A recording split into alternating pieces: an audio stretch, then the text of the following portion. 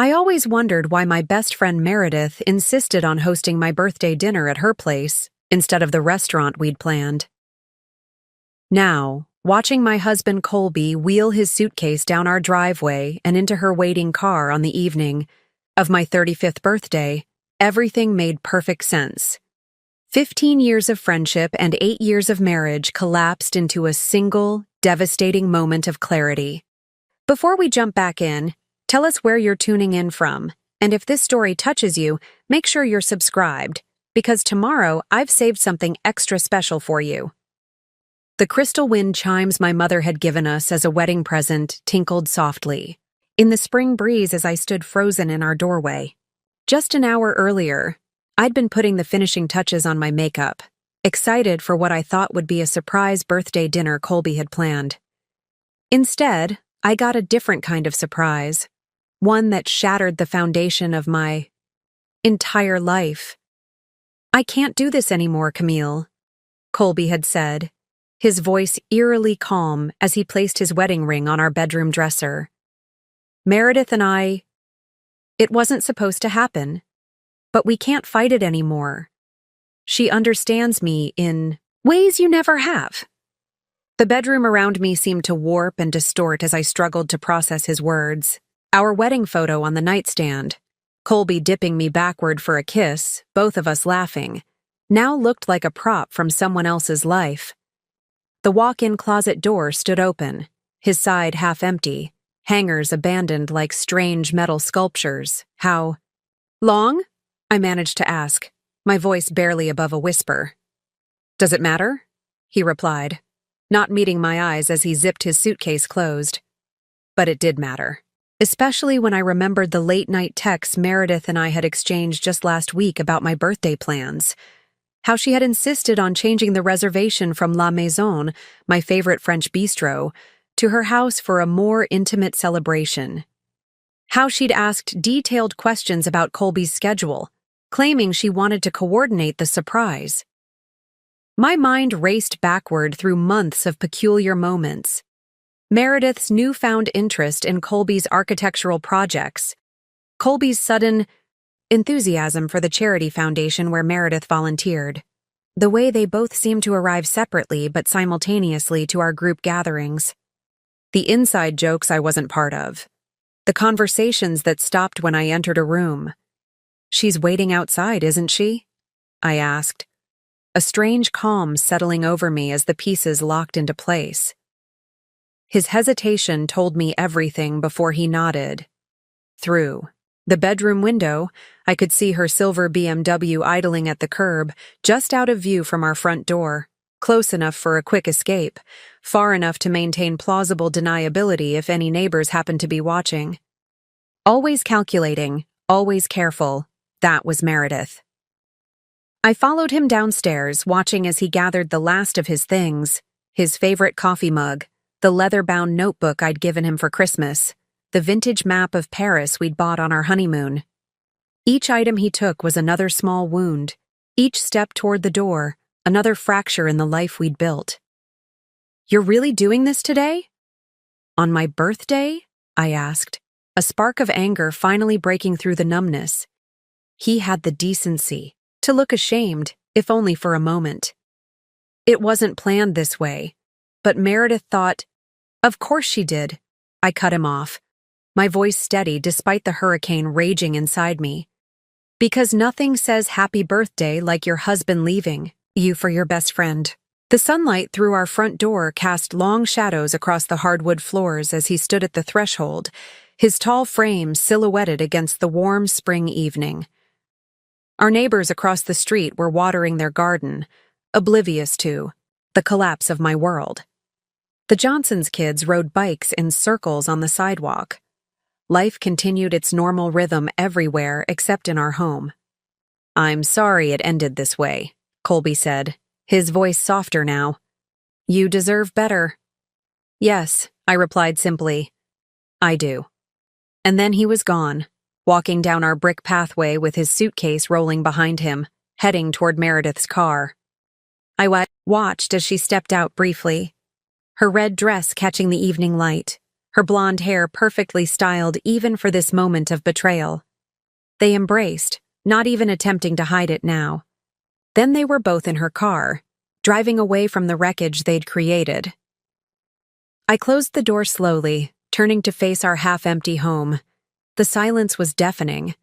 On the console table in the entryway, Colby had left his house key next to the birthday card he must have purchased before deciding to leave, still in its envelope, never signed. Next to it was his phone charger, forgotten in his haste. Small mercies, I thought bitterly. At least I wouldn't have to see them together at the dinner Meredith had planned. The dinner that now made sense, her elaborate scheme to announce their relationship to our friend group, using my birthday as their stage. I picked up my phone, seeing the notifications piling up. Messages from friends asking where I was, why I was late to my own birthday dinner. Photos from Meredith's house showing decorations and a cake with my name on it. Our mutual friends gathered, waiting for the guest of honor who would never arrive, and probably the dramatic announcement that would follow. I silenced my phone and walked to the kitchen. The refrigerator hummed softly as I opened it, staring blankly at the bottle of champagne Colby and I had been saving for tonight. Next to it was the chocolate mousse I'd made yesterday, his favorite dessert, my peace offering after a week of tension I had misinterpreted as work stress. With deliberate calm, I took the champagne and a single glass to our back patio. The garden lights came on automatically as dusk deepened, illuminating the flower beds we'd planted together last spring. I filled my glass and raised it in a silent toast to the empty chair across from me. "Happy birthday to me," I whispered as I sipped the champagne, too expensive to waste, too painful to share. My initial shock began to crystallize into something harder, something colder. In the quiet of my backyard, with crickets beginning their evening chorus, I made myself a promise. This wouldn't be the end of my story. It would be the beginning of something else entirely. My phone continued to vibrate inside.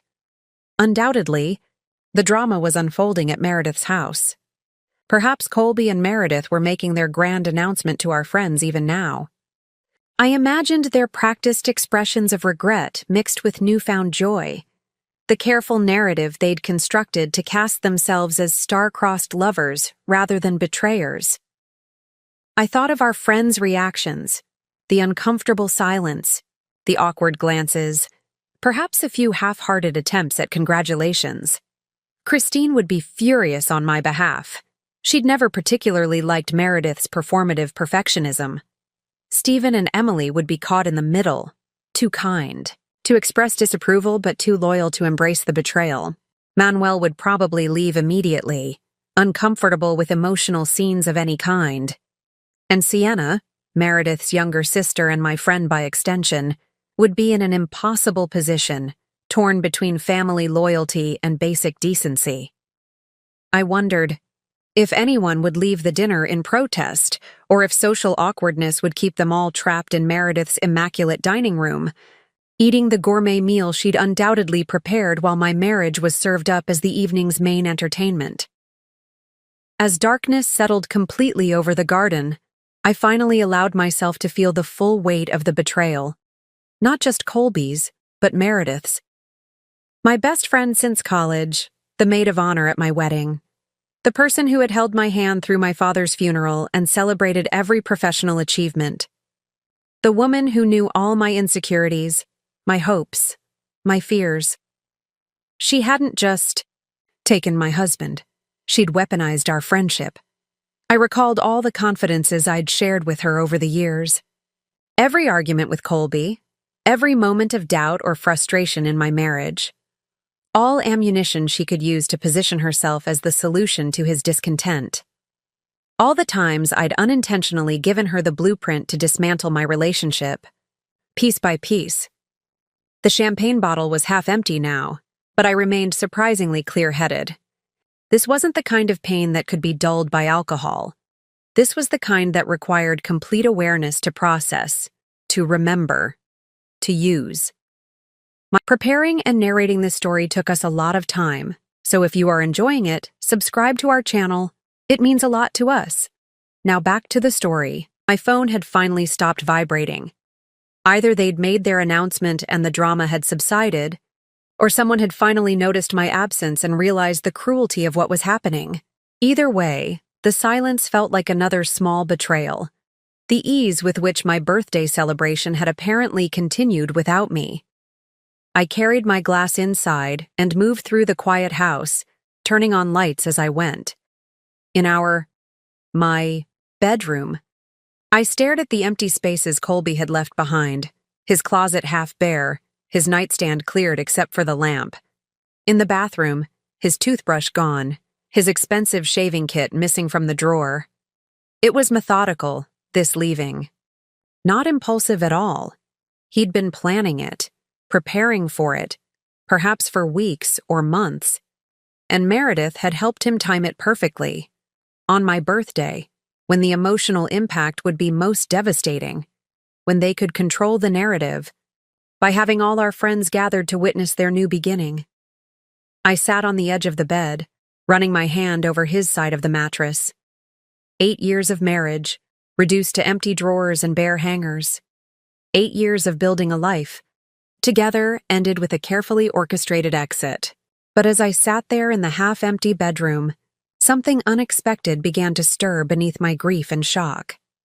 Not just anger, though there was plenty of that, but something more focused, more purposeful. I thought of Meredith's calculated precision, of Colby's practiced speech, of their carefully timed departure. They thought they had scripted the perfect exit, designed for maximum drama and minimum consequences. They believed they had seized control of the narrative, leaving me as merely a supporting character in their love story, the discarded wife, the betrayed friend, a footnote in their journey toward happiness. They were wrong. I walked to my closet and pulled out a sleek leather notebook, a gift from a client I'd never used. Its blank pages seemed to offer a new beginning as I opened it on the desk by the window. Outside, the neighborhood had gone quiet, most houses dark except for the soft glow of television screens. Inside, I picked up a pen and began to write. At the top of the first page, I wrote 3 words: the next chapter. Because while Colby and Meredith might think they'd ended my story today, they'd actually just given me the opening line of a new one. And in this story, I would be the author, not a side character. In this story, the betrayed wife wouldn't cry herself to sleep or beg for explanations or fade quietly into the background. In this story, Camille Thompson would rise from the ashes of her birthday betrayal and show them both exactly what they'd underestimated. The morning after my birthday betrayal dawned with offensive cheerfulness. Sunlight streamed through the bedroom windows I'd forgotten to close. Birds chirped in the oak tree outside. And for one blissful moment before full consciousness hit, everything was normal. Then reality crashed back. I rolled over to face Colby's empty side of the bed, the indentation in his pillow already fading. My phone showed 47 missed calls and messages, most from last night, a few from this morning. I scrolled through them numbly, concerned texts from Christine and Emily, an awkwardly formal voicemail from Stephen, and a single message from Sienna that simply read, "I had no idea. I'm so sorry." Nothing from Colby. Nothing from Meredith. Our story hadn't begun with betrayal. That's what made their actions so devastating. They had destroyed something that had once been beautiful, genuine, whole. Colby and I had met 9 years ago at a charity fundraiser for the city's Historical Preservation Society. I was there representing my interior design firm, which specialized in restoring historical properties while maintaining their original character. He was the promising young architect whose modern designs somehow managed to complement rather than clash with classical structures. "You're the one who saved the Miller Mansion," he'd said when we were introduced, his blue eyes crinkling at the corners when he smiled. "I drove by it yesterday. That balustrade restoration is incredible." It wasn't the typical opening line I received at these events. where men usually commented on my dress or asked if I was enjoying the champagne. Colby had seen my work and recognized the passion behind it. By the end of the evening, we'd sketched potential renovations for an old theater on cocktail napkins and arranged to meet for coffee the following week. Our relationship evolved naturally, from professional admiration to friendship to romance. He proposed a year later on the rooftop garden of that same renovated theater, which had become our first joint project. "I want to build a life with you," he'd said, "one that combines the best of the past with possibilities for the future." And we had built that life, blending his architectural vision with my eye for historical detail. We bought a 1920s Craftsman bungalow in the Oak Hill neighborhood and spent 2 years restoring it to its original glory while carefully modernizing the infrastructure. The house became both our sanctuary and our showpiece. Clients and friends marveled at how we'd preserved its soul while making it functional for contemporary living. Meredith had been there through it all. She and I had met in college, bonding over late-night study sessions for our shared art history course. While I channeled my creative energy into interior design, she pursued museum curation before transitioning to nonprofit arts administration. She'd been a constant in my life through career changes, relationships, family celebrations, and tragedies. When I introduced her to Colby during our early dating phase, she'd pulled me aside at the end of the evening.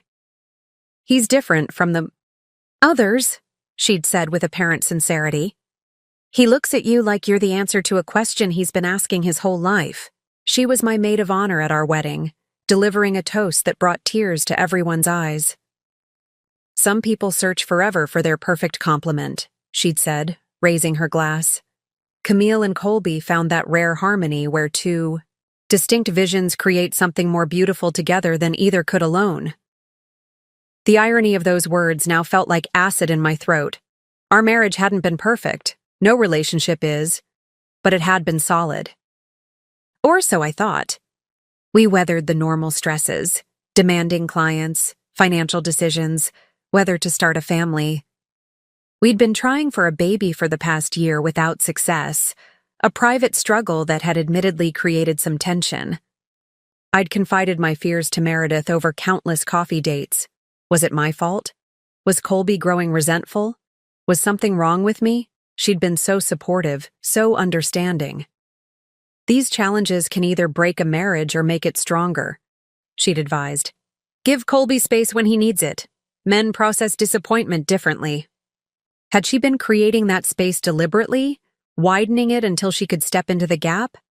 I forced myself out of bed and into the shower, letting hot water cascade over me as I tried to wash away the hollow feeling in my chest. In the bathroom, mirror. I hardly recognized myself. Eyes puffy from sporadic crying, complexion pale, hair tangled. This woman looked like a victim. I refused to be one. After dressing in jeans and a simple blouse, I made coffee and carried it to the home office. Colby and I had shared. My half was meticulously organized with fabric samples, color palettes, and client folders. His half now sat partially empty, his laptop gone, some reference books missing. But his drafting table remained, too large to take in a hasty exit. His architectural awards still lined the shelf above it. I sat at my desk and opened my laptop, ignoring the social media notifications that had accumulated overnight. Instead, I opened our joint accounts: banking, credit cards, investment portfolio, cloud storage for home documents. Colby and I had always been transparent with our finances, maintaining both joint and individual accounts. My business operated separately from our personal finances, but we'd combined resources for major investments and household expenses.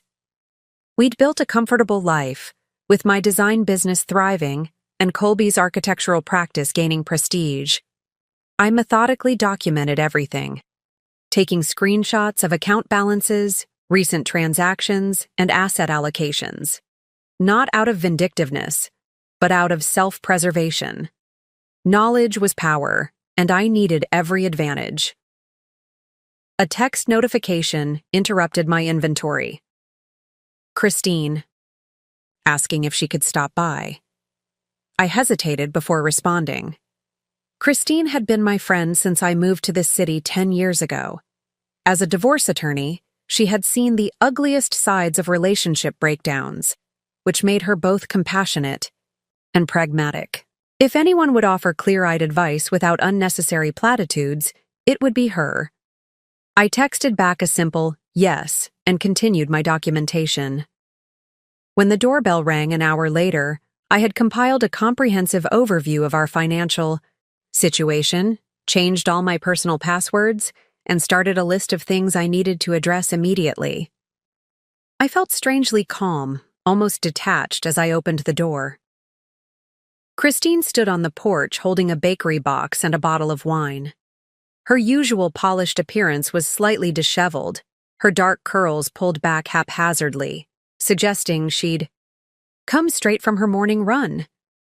"I would have come last night, but I didn't know until this morning," she said, stepping inside and placing her offerings on the entry table. "Sienna called me. She left Meredith's dinner as soon as they made their announcement." So they had gone through with their planned revelation, even in my absence. The thought of our friends sitting through that spectacle made my stomach turn. "What did they say?" I asked, leading Christine to the kitchen where I poured us both coffee. The wine would wait. I needed clarity now, not comfort. "According to Sienna, they gave some rehearsed speech about not meaning to hurt you, but finding a connection they couldn't ignore." Christine's voice dripped with contempt. "Meredith had the audacity to say she hoped everyone would support both of you through this difficult transition." "How considerate of her," I said, surprising myself with the steadiness of my voice. "And how did everyone react?" Apparently it was awkward as hell. Manuel left immediately. Emily was in tears. Stephen just sat there looking stunned, Christine reported, stirring cream into her coffee. But Sienna said the worst part was that when someone asked where you were, Meredith just said you needed space, and then served the birthday cake she'd ordered for you, with your name on it. The calculated cruelty of that detail should have devastated me. Instead, it hardened something inside me, crystallizing my shock into resolve. "Have you heard from either of them today?" Christine asked carefully. "No," I replied, "but it's only a matter of time before they start crafting the narrative they want everyone to believe. Colby will probably portray himself as the tortured soul who never meant to cause pain. Meredith will position herself as the reluctant other woman who couldn't help falling in love." Christine studied me over the rim of her coffee mug. "You're being remarkably clear-headed about this." "What's the alternative? Fall apart? Give them the broken ex-wife story they're probably expecting?" I shook my head. "I need to be strategic now, not emotional." "That's why I came over," Christine said, reaching into her bag to pull out a legal pad. "To help you navigate this from a position of strength, we need to protect you legally, financially, and personally." As Christine outlined the immediate steps I should take, consulting a divorce attorney, not her, as she was too close to the situation, documenting assets, securing personal documents, I felt a strange sense of clarity emerging from the chaos of the past 24 hours. "There's something else you should know," Christine said hesitantly. "Colby's firm is being considered for the Westlake renovation project, that historic hotel downtown. The announcement is expected next week. It would be the biggest project of his career." The Westlake. A landmark building I'd helped assess for historical significance last year. The Preservation Committee had specifically noted my recommendations in their planning documents. If Colby secured that contract, it would elevate his practice to a new level of prominence. "How do you know this?" I asked. "My firm represents the investment group backing the renovation," Christine explained. "It's not public knowledge yet, but the decision has essentially been made. They're just finalizing contract details." I absorbed this information silently, adding it to my mental inventory of the situation. Not for revenge, I wasn't there yet, but for understanding the complete picture of what I was facing. As Christine and I continued talking, sketching out a plan for the coming days and weeks, I realized that while Colby and Meredith had been plotting their new beginning, they had failed to consider one critical factor. They had left me with nothing to lose and everything to prove, and that made me dangerous in ways they couldn't yet imagine. After Christine left, promising to check in later, I found myself drawn back to the moment everything changed. The human mind is strange that way. We replay trauma, dissecting it frame by frame, searching for signs we might have missed, warnings we should have heeded. My birthday had started normally enough. I'd woken to Colby's side of the bed already empty, but that wasn't unusual. He often rose early to work when facing project deadlines. I'd found a coffee mug in the sink and a note on the counter. "Early meeting. See you tonight. Happy birthday." Nothing in his handwriting had suggested turmoil or deceit. I'd spent the morning at my design studio downtown, finalizing concepts for a Victorian renovation in the historic district.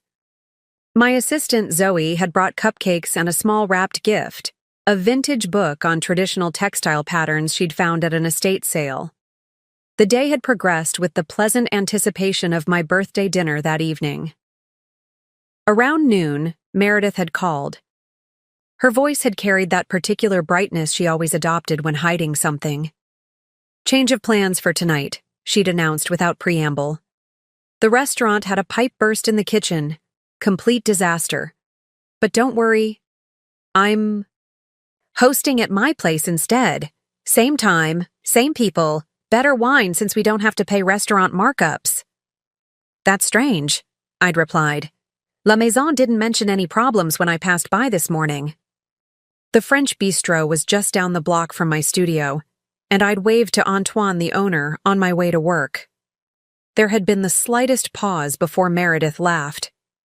"Well, it just happened. Antoine called me directly since I made the reservation. You know how he dotes on me since I helped with that grant for his cooking program. It had seemed plausible enough. Meredith did have connections throughout the city thanks to her position with the Arts Foundation.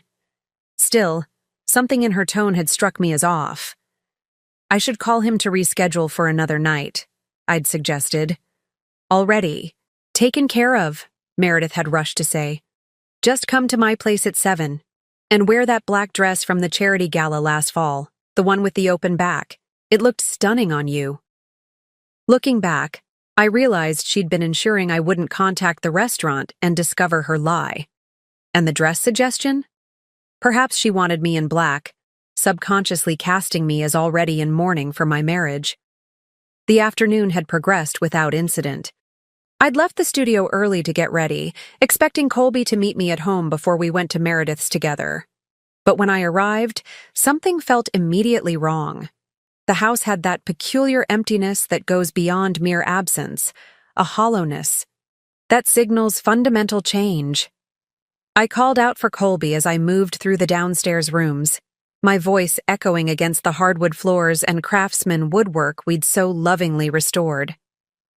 When I reached our bedroom doorway, I froze. Colby stood beside our bed, methodically placing folded shirts into an open suitcase. He'd changed from his work clothes into jeans and a casual button-down, Meredith's favorite shade of blue on him. I realized now, his movements were precise, practiced, as if he'd rehearsed this moment. "What are you doing?" My voice had sounded strange even to my own ears. Too high, too tight. He'd flinched slightly, but didn't stop packing. "I was hoping to be gone before you got home." The casual cruelty of that statement had stolen my breath. He'd wanted to disappear without even facing me, leaving me to arrive at Meredith's dinner alone and unsuspecting. "Gone where?" I'd asked, though some part of me already knew. The pieces were arranging themselves in my mind even as I struggled to deny the picture they formed. He'd finally turned to face me then, his expression a carefully constructed mask of regret without actual remorse. "Camille, we need to talk." Such an ordinary phrase for such an extraordinary betrayal. About what? About why you're packing a suitcase on my birthday? About why Meredith suddenly changed our dinner plans? Each question had raised my voice a pitch higher. about why my husband is leaving without even having the courage to tell me to my face. His composure had slipped then, a flash of guilt crossing his features before he recovered. This isn't how I wanted to do this. Well, I'm sorry if my unexpected arrival home has inconvenienced your desertion schedule. I'd snapped, anger momentarily, overpowering shock. Please don't let me interrupt, just tell me why. He'd sat heavily on the edge of the bed, next to his half-packed suitcase. It just happened. We didn't plan it. What just happened, Colby? Be specific. I'd remained standing in the doorway, unwilling to enter a space that suddenly felt like hostile territory. Meredith and I... He'd looked down at his hands, at the wedding ring he was already twisting off his finger. We've developed feelings for each other, strong feelings. We've tried to ignore it, to fight it. But how long? I'd interrupted, my voice deadly quiet. He'd hesitated, and in that pause, I'd read the truth. This was no recent development, no sudden passion.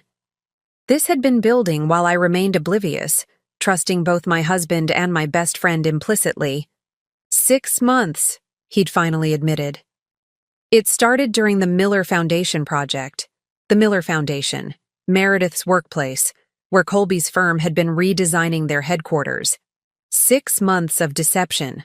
6 months of Meredith listening sympathetically to my marriage concerns while sleeping with my husband. 6 months of Colby coming home to me, sharing my bed, making plans for our future, all while building a secret life with my best friend. And tonight? The dinner at her place? I'd asked, already knowing the answer. We thought it would be better to tell everyone at once, he'd replied, as if this somehow justified their orchestrated humiliation. To explain the situation to our friends so they wouldn't feel caught in the middle. How considerate, I'd said, my voice dripping with sarcasm that barely masked my pain. Using my birthday dinner as your coming-out party. I'm sure everyone will appreciate your efficiency. He'd stood then, resuming his packing with renewed urgency. Meredith thought it would be easier this way. One conversation instead of dozens. She's waiting for me. Of course she is, I'd replied, a strange calm settling over me as the full scale of their betrayal became clear. Heaven forbid you keep her waiting. After all, what's 6 months compared to 8 years of marriage and 15 years of friendship? He'd zipped his suitcase closed, removing the last cufflinks from his dresser and pocketing his passport. I'd watched with a detachment that felt like floating outside my body. This calculated departure, the carefully selected items, the planned announcement, the strategic timing, revealed a cold-bloodedness I'd never seen in either of them before. When he'd finally brushed past me in the doorway, suitcase in hand, I'd asked one final question. Does what we built together mean nothing to you?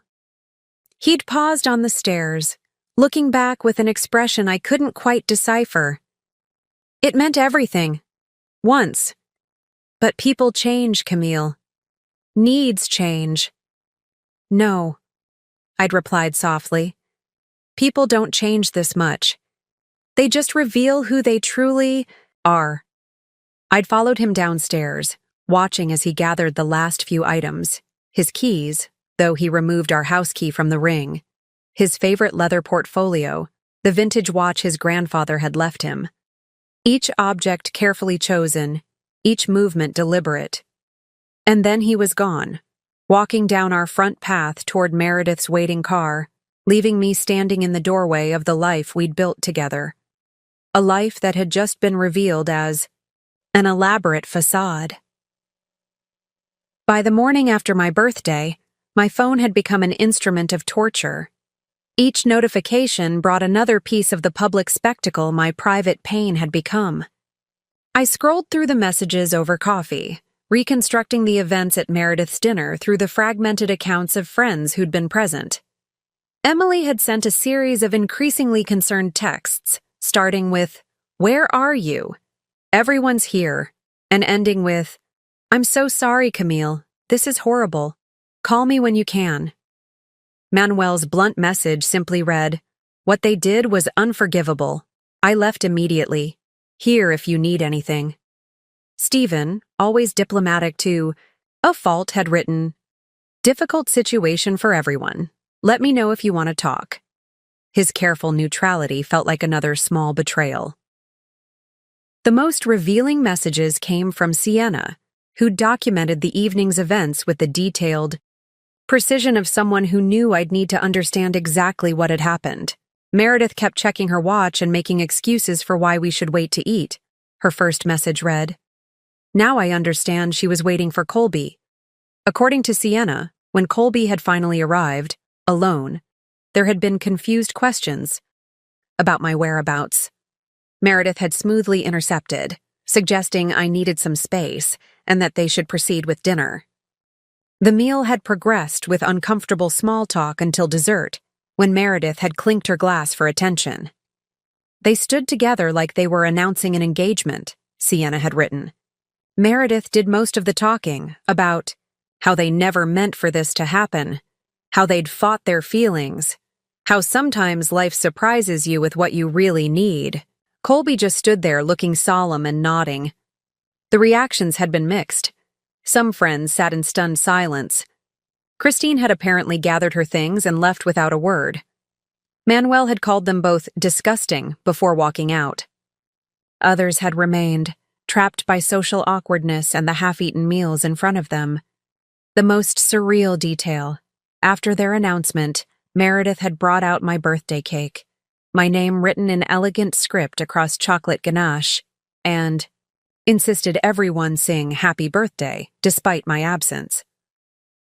"To honor Camille in this difficult transition," she'd said, as if my displacement from my own marriage was something to be celebrated alongside my birth. I put my phone down, nauseated.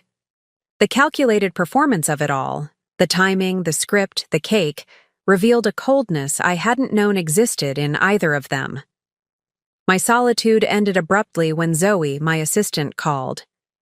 "I'm sorry to bother you, but there's a situation at the studio," she said, her usually calm voice tinged with anxiety. "The Harriston clients are here for their 10 a.m. and, well, they've heard about Colby. They're asking questions about how your personal situation might affect their project." Timeline. My heart sank. The Harristons represented my largest current contract, a complete restoration of their Victorian mansion that would be featured in Architectural Digest upon completion. The project required close coordination with Colby's firm for structural elements, a collaboration we'd highlighted when securing the contract. "Tell them I'll be there in 30 minutes, I replied, already moving toward the shower. I couldn't hide in my house forever, and I refused to let Colby's actions jeopardize my professional reputation. 40 minutes later, I walked into my design studio wearing a structured navy dress, hair pulled back in a sleek chignon, makeup carefully applied to conceal my sleepless night. Nothing in my appearance betrayed the emotional earthquake of the past 24 hours. The Harristons, Margaret and Thomas, looked up from the portfolio they were reviewing, their expressions a mix of curiosity and concern. I'd known them for nearly a year, working closely with Margaret on every detail of their home's restoration. "Camille," Margaret began awkwardly, "we're so sorry to hear about your situation." I met her gaze directly. "Thank you for your concern. I understand. You have questions about your project." Thomas shifted uncomfortably. "We just want to ensure there won't be complications with the architectural elements, given your, personal circumstances with Mr. Thompson." "My personal circumstances have no bearing on my professional commitments," I replied evenly.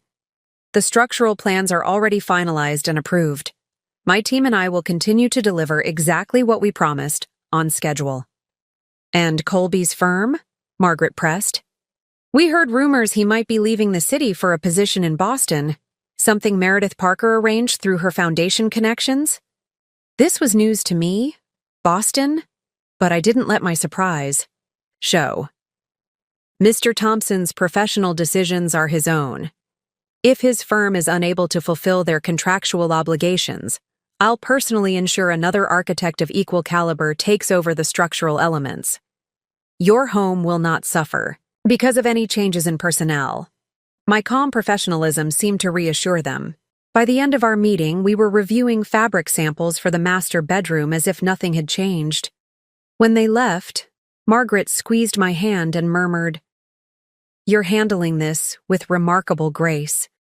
If only she knew the coldness that had settled in my chest, the calculations already running through my mind. The next test came at lunch, when I forced myself to go to Luciano's, the cafe where our professional circle regularly gathered. I needed to be seen, to establish the narrative of a woman unbroken by betrayal. The restaurant fell into a hush when I entered. I spotted two of Colby's colleagues at a corner table, their eyes widening before they quickly looked away.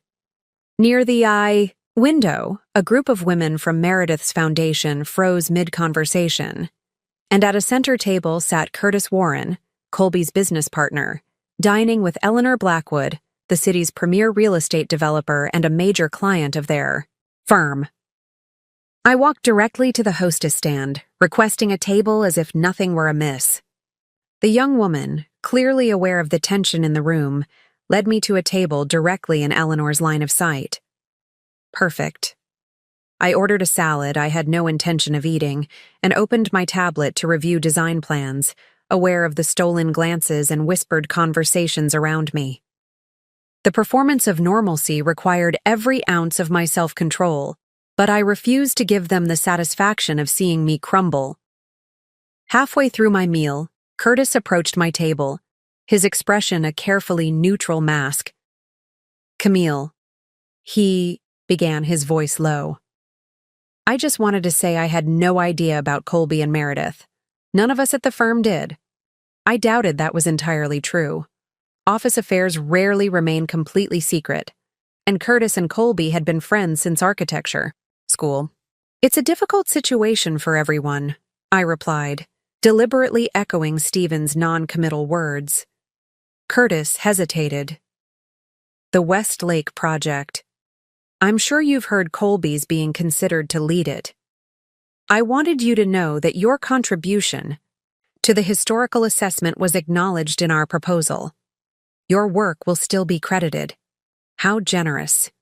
My research and recommendations would help advance the career of the man who had just abandoned me, while Meredith would undoubtedly leverage her foundation's influence to ensure he secured the contract.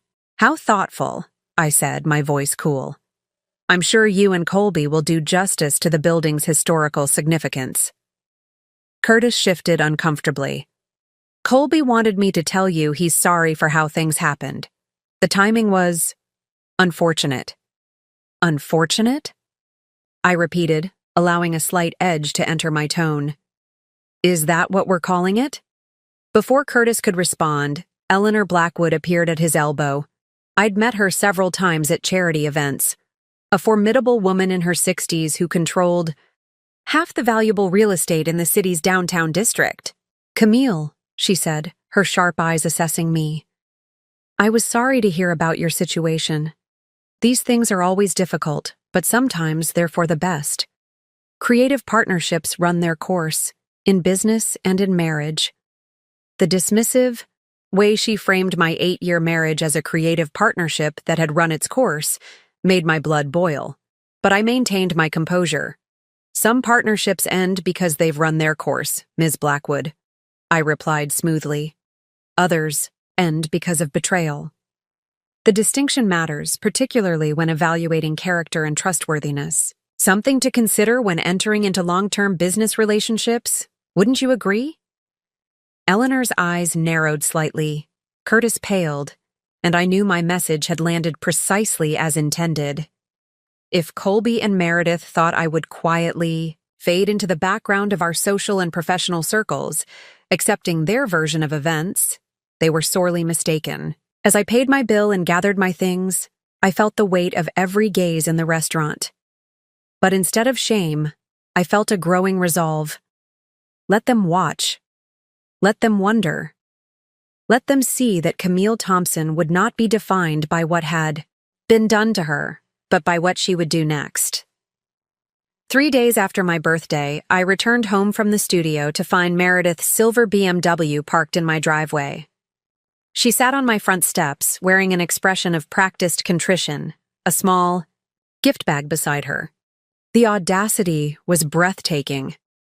I parked on the street and approached slowly, my keys held between my fingers like a weapon, not out of any real fear, but because the physical sensation of metal pressing into my palm kept me grounded in reality. "You need to leave," I said before she could speak. Meredith stood, smoothing her cream-colored dress, always perfectly put together, even for an ambush. "Camille, please, we need to talk." Her voice carried that familiar soothing tone she used with difficult donors at her foundation events. "I know you're hurt." "Hurt?" I laughed, the sound harsh even to my own ears. "Is that what you call it when your husband of 8 years leaves you for your best friend of 15 years? On your birthday? Hurt seems inadequate." She had the grace to look uncomfortable. "It wasn't supposed to happen like that. We never meant to fall in love. To betray me? To humiliate me publicly?" I interrupted, still standing on the sidewalk, unwilling to move closer. "Which part wasn't supposed to happen, Meredith?" "The timing," she admitted. "Colby wasn't supposed to leave until after we'd talked to you. We had a plan to sit down together, the three of us, and explain everything calmly." She gestured helplessly. "But he came home and just decided. He said he couldn't pretend for another day." The casual cruelty of her words struck me like a physical blow. They had planned it all, had a script, a timeline for dismantling my life. Their only regret was the messy execution. "And the dinner at your house? Serving my birthday cake after announcing you were sleeping with my husband?" I asked, my voice steady despite the rage building inside me. Meredith at least had the decency to flush. "That was a mistake. I panicked. Everyone was there, expecting a celebration, and I didn't know what to do." She picked up the gift bag beside her. "I brought this. I don't want anything from you," I cut her off. "Not explanations, not apologies, and certainly not gifts. It's your grandmother's pearl bracelet," she said quietly. "You left it at my house last month. I thought you might want it back." Of course. The bracelet I'd removed before helping her repaint her guest bathroom, a project I'd volunteered for because that's what friends do. I'd forgotten about it entirely in the chaos of the past few days. "Leave it on the step," I said, unwilling to move closer, unwilling to accept anything directly from her hands. She placed the bag down carefully. "Camille, I know you probably hate me right now." "I don't hate you, Meredith," I interrupted, surprising myself with the truth of it. "Hate requires energy I'm not willing to spend on you anymore. What I feel is something closer to professional admiration. The precision of your betrayal was impressive. The way you leveraged everything I ever confided in you against me? Masterful." Her eyes widened. "It wasn't like that, wasn't it? All those coffee dates where I shared my fears about fertility issues straining our marriage. All those times you encouraged me to give Colby space when he seemed distant. You weren't supporting me. You were creating opportunities." Meredith shook her head, tears welling in her eyes. "You're making it sound calculated. It wasn't. We fought it for months." "How noble of you," I replied coldly. "And Boston? When were you going to mention you're helping him relocate his practice?" She looked genuinely startled. "How did you—" "Our world is smaller than you think, Meredith. People talk." I moved toward my front steps at last, careful to maintain distance between us. "Now, please leave. You've taken enough from me already." "He misses you," she blurted as I passed her. "Not romantically, but as a friend. We both do. We're hoping that eventually, when the pain subsides, Maybe we can all— The laugh that escaped me held no humor. You can't possibly be suggesting we all remain friends. Not right away, of course, she hurried to explain. But eventually. We care about you, Camille. We don't want to lose you completely. The delusion was almost impressive. Let me be very clear, I said, meeting her gaze directly. You and Colby don't get to decide what happens next. You don't get to orchestrate my response the way you orchestrated your affair. You don't get to ease your guilt by maintaining some twisted friendship. You've made your choice, now live with it. I unlocked my front door and stepped inside without looking back, closing it firmly on her protests. Through the window, I watched her stand uncertainly for a moment before returning to her car. Only when she'd driven away did I retrieve the gift bag from the step, extracting my grandmother's bracelet and discarding the bag and its tissue paper in the outdoor trash. Inside, I leaned against the closed door, the pearl bracelet cool against my palm. The confrontation had left me shaking, but not with grief or weakness, with the electric current of reclaimed power. I moved to my home office and opened my laptop, my encounter with Meredith crystallizing something I'd been considering since my conversation with Eleanor Blackwood. If Boston was indeed their destination, I needed to understand exactly what that meant for my professional and financial security. A quick search confirmed what Eleanor had hinted.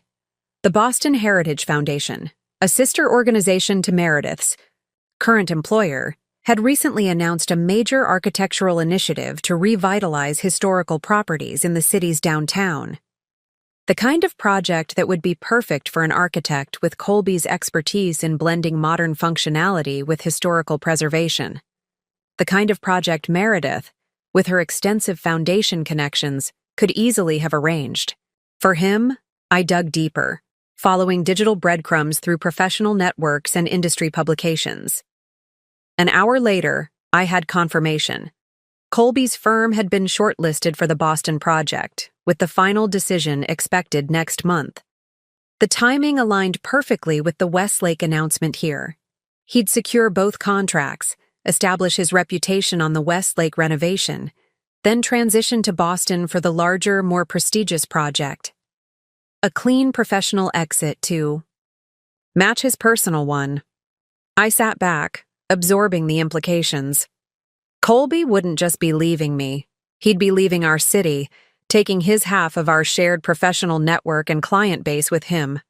The convenient distance would spare him, the messiness of seeing me at industry events or running into mutual friends. Meredith would transition to the Boston Foundation's board, leveraging her successful fundraising record for a step up the professional ladder.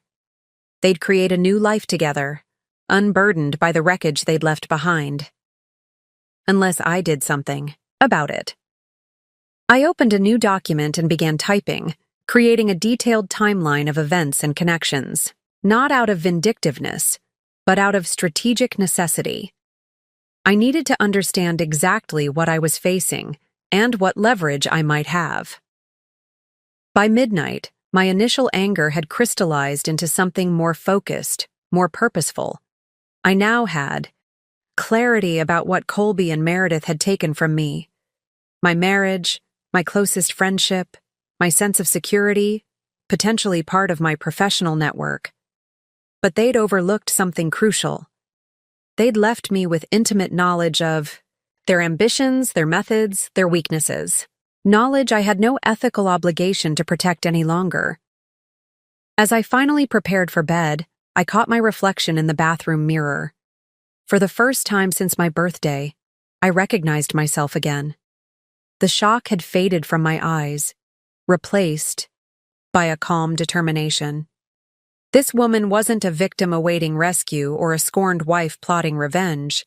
This was a woman who understood that the best response to betrayal wasn't emotional outburst, but strategic action. A woman who recognized that while Colby and Meredith had written the first chapters of this story, they wouldn't control how it ended. That power belonged to me now. The morning after Meredith's unwelcome visit, I made a decision. I would strategically withdraw from our shared social circles. Not out of shame or heartbreak, but to create space for clear thinking and calculated action.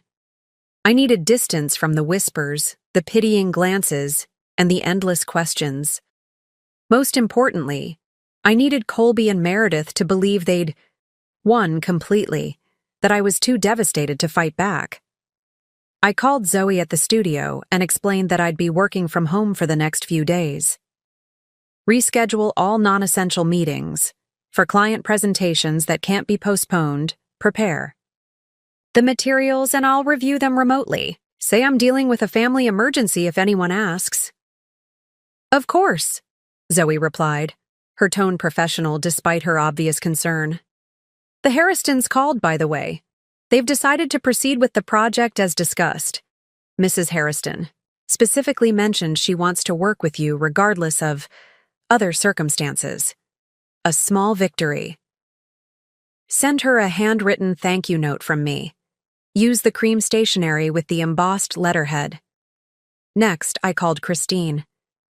I need a recommendation for a divorce attorney, I said without preamble. Someone ruthless but discreet. Vivian Morales, Christine replied immediately. She's the best in the city for high-profile complex divorces. I'll text you her number. But Camille, are you sure you're ready for this? It's only been a few days. I'm not filing immediately, I explained. But I need to understand my options before Colby and his lawyers start dictating terms. After calling Vivian and scheduling a consultation for the following day, I silenced my phone and turned to the one place where I could think most clearly, my design workspace. The spare bedroom we'd converted into my personal studio had always been my sanctuary, with its north-facing windows providing perfect natural light for assessing color samples and material textures. I cleared the drafting table and began creating a different kind of design board, one that mapped my current situation and possible paths forward. First, I listed my assets, my established interior design business with its loyal client base, my professional reputation built over a decade of award-winning work, the intellectual property of my designs, and my network of artisans and suppliers. I owned half our home outright, plus my studio space downtown. My personal savings remained separate from our joint accounts. Most valuable of all, 15 years of intimate knowledge about Meredith's professional methods, personal weaknesses, and carefully constructed public image. 8 years of similar insights about Colby. Next, I assessed the threats, potential damage to my professional reputation if clients associated me with scandal or instability, possible financial strain if the divorce became contentious, the emotional toll of redefining my life's framework, and the social complications of events where Colby, Meredith, and I would all be present. Finally, I mapped relationships, categorizing our shared connections based on their likely allegiances. Some would automatically side with Colby and Meredith. Others would support me unfailingly.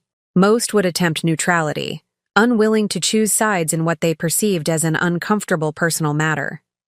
The resulting diagram revealed clear patterns and potential pressure points. By late afternoon, I had the outline of a strategy. Not for revenge, which would be ultimately unsatisfying, but for reclaiming and rebuilding my life on my own terms. I was interrupted by a knock at the front door. Through the peephole, I saw Emily standing on my porch, holding a bottle of wine and a bag from our favorite bakery. I hesitated before opening the door. Emily had been part of our friend group since college. My friend first, then Meredith's by association. I wasn't ready for another painful conversation. I brought provisions, she said when I finally opened the door, her usual bubbly personality subdued. And absolutely no advice or platitudes, I promise. I let her in, grateful for her straightforward approach. In the kitchen, she uncorked the wine while I found glasses. I don't know the protocol for this situation, Emily admitted. Am I supposed to never mention their names? Trash talk them constantly? Pretend nothing happened? I have no idea, I replied honestly. I'm making this up as I go. Emily nodded, handing me a glass of Merlot. For what it's worth, I think they're both being delusional. At the dinner, after you didn't show up, Meredith kept saying how she hoped you'd understand once the initial shock passed. Like betrayal is just a temporary inconvenience. She came by yesterday, I said, taking a sip of wine. Brought back my grandmother's bracelet and suggested we might all be friends again someday. Emily nearly choked on her wine. You're kidding. What did you say? I told her they don't get to orchestrate my response the way they orchestrated their affair. Good for you. Emily studied me for a moment. You seem different than I expected. More focused, less devastated, I supplied.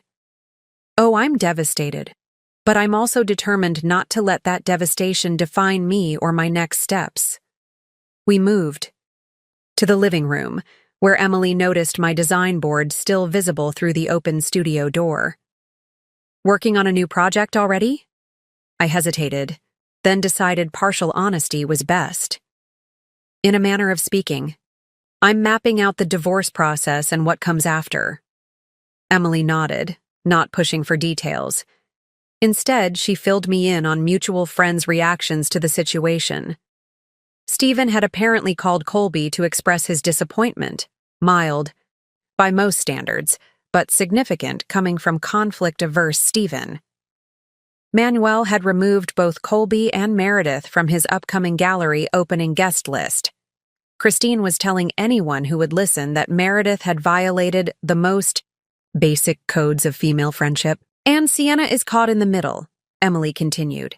She's furious with Meredith, but still her sister. Their parents are apparently divided too. Their father thinks Meredith crossed an unforgivable line, while their mother is taking the heart wants what it wants position.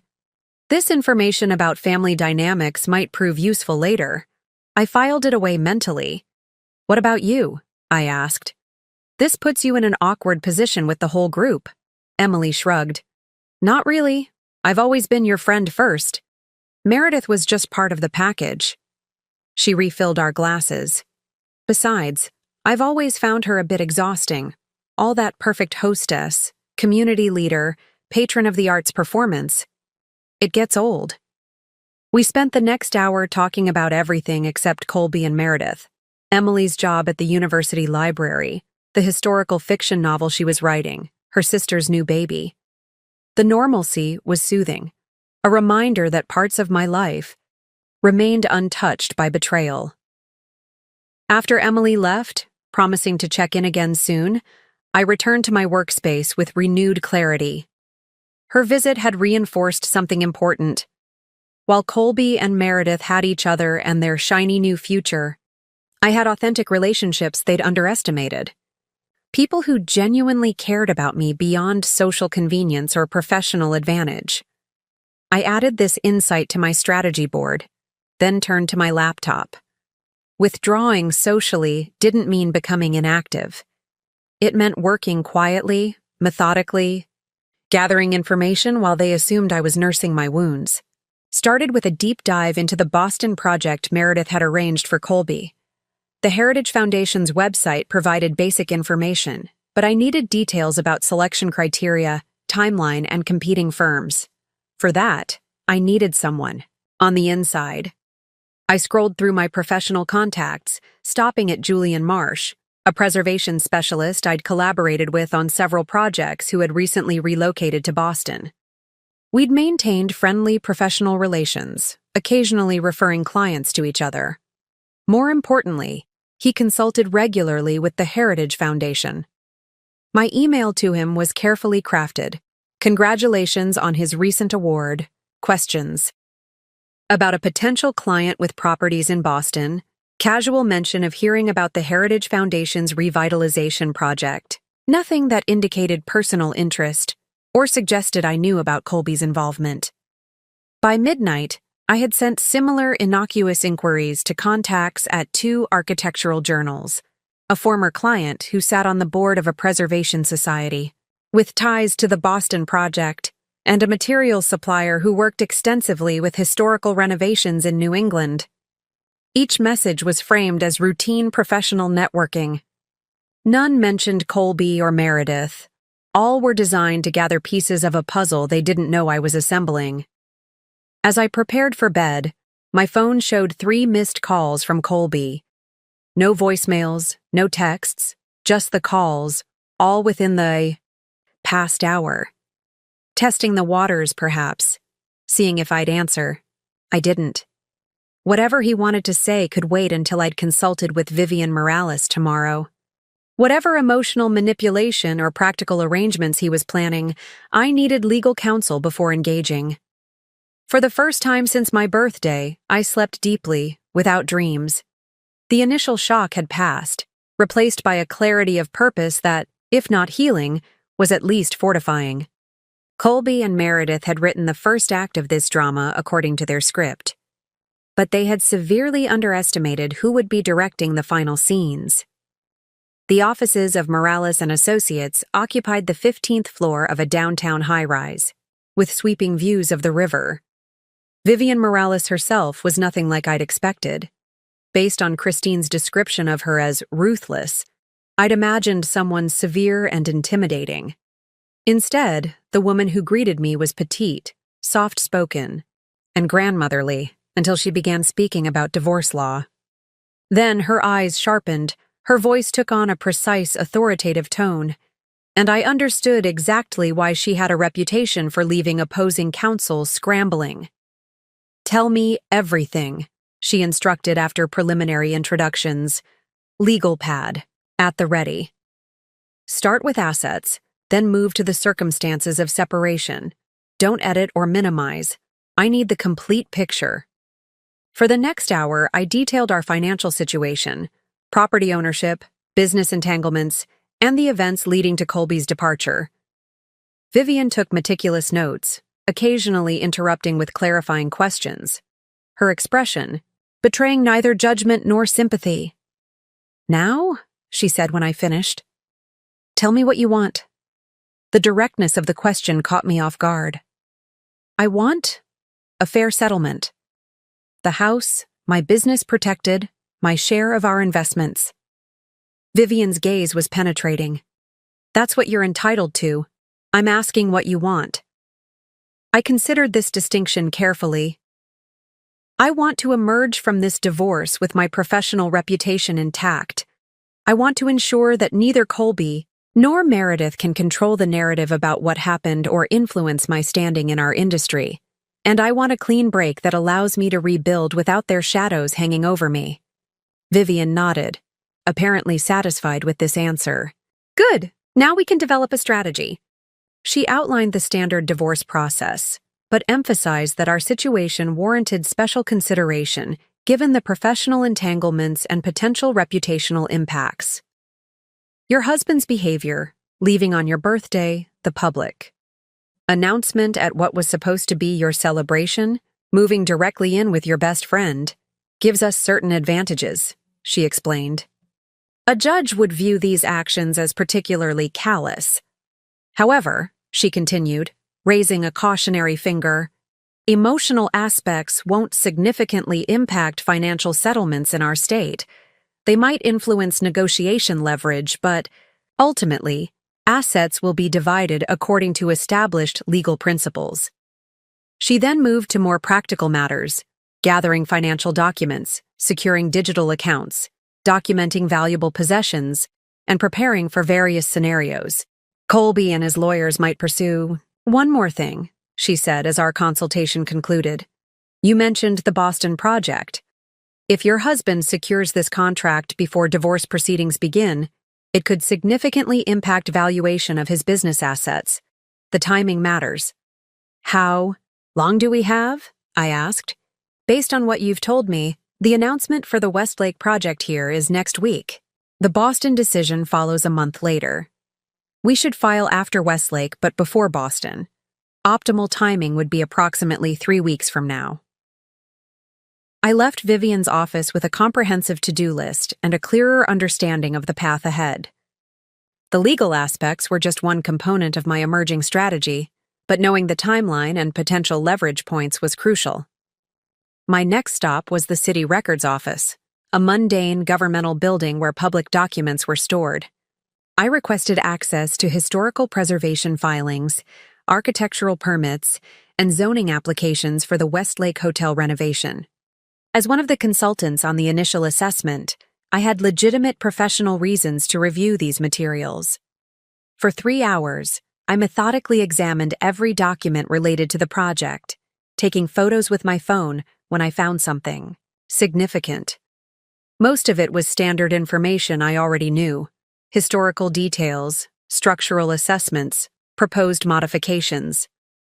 But buried in the supporting documentation for Colby's firm's proposal was something unexpected: Meredith's signature on a letter of recommendation from her foundation. The letter predated our birthday by 4 months, which meant she had been professionally supporting Colby's bid for the Westlake project while simultaneously beginning their affair. Even more interesting, the letter referenced our previous collaboration on the Wilson Theater restoration, implying her foundation had worked directly with Colby's firm on that project. But I knew for a fact that Meredith's foundation had not been involved with the Wilson Theater. My design firm had been the primary preservation consultant, with Colby's architectural team handling structural elements. Meredith had attended the opening gala as my guest, nothing more. She had falsified her professional involvement to bolster Colby's application for the Westlake project. A small deception, perhaps, but potentially meaningful if the selection committee had weighed her foundation's endorsement heavily in their decision-making. I photographed the letter and continued my research. By closing time, I had compiled enough documentation to understand the complete picture of the Westlake project's approval process, including who had made the final decisions and what criteria they had used. As I drove home, my phone rang with a call from Julian Marsh, my Boston contact. I connected it through the car's Bluetooth.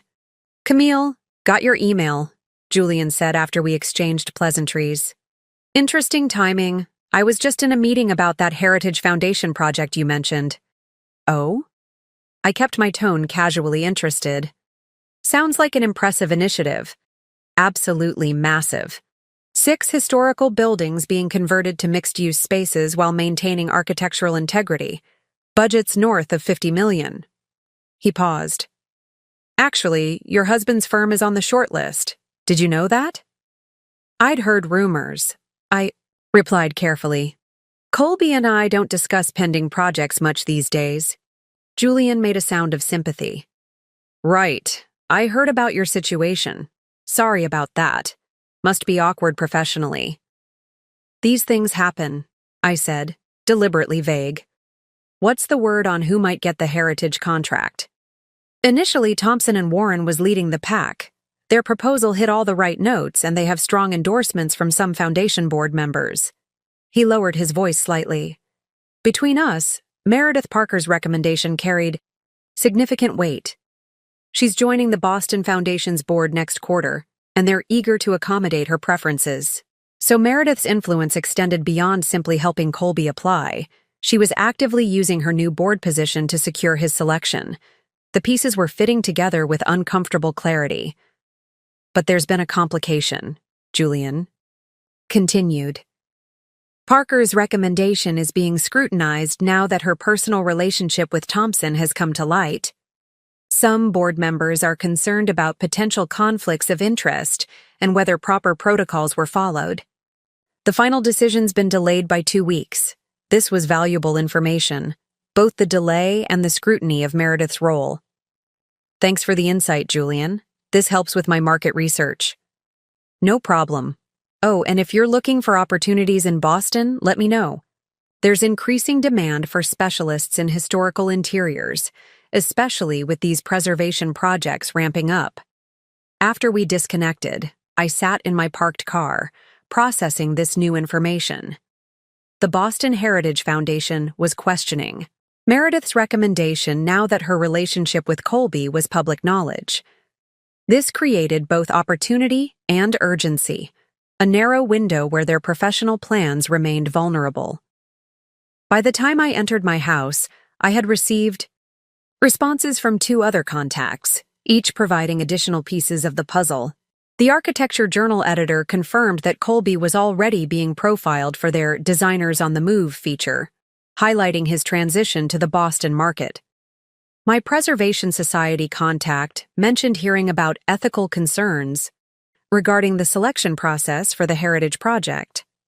I added these details to my growing research file, then turned to my design board. The strategy was taking shape. I wasn't interested in revenge. That was a reactive emotional response that ultimately changed nothing.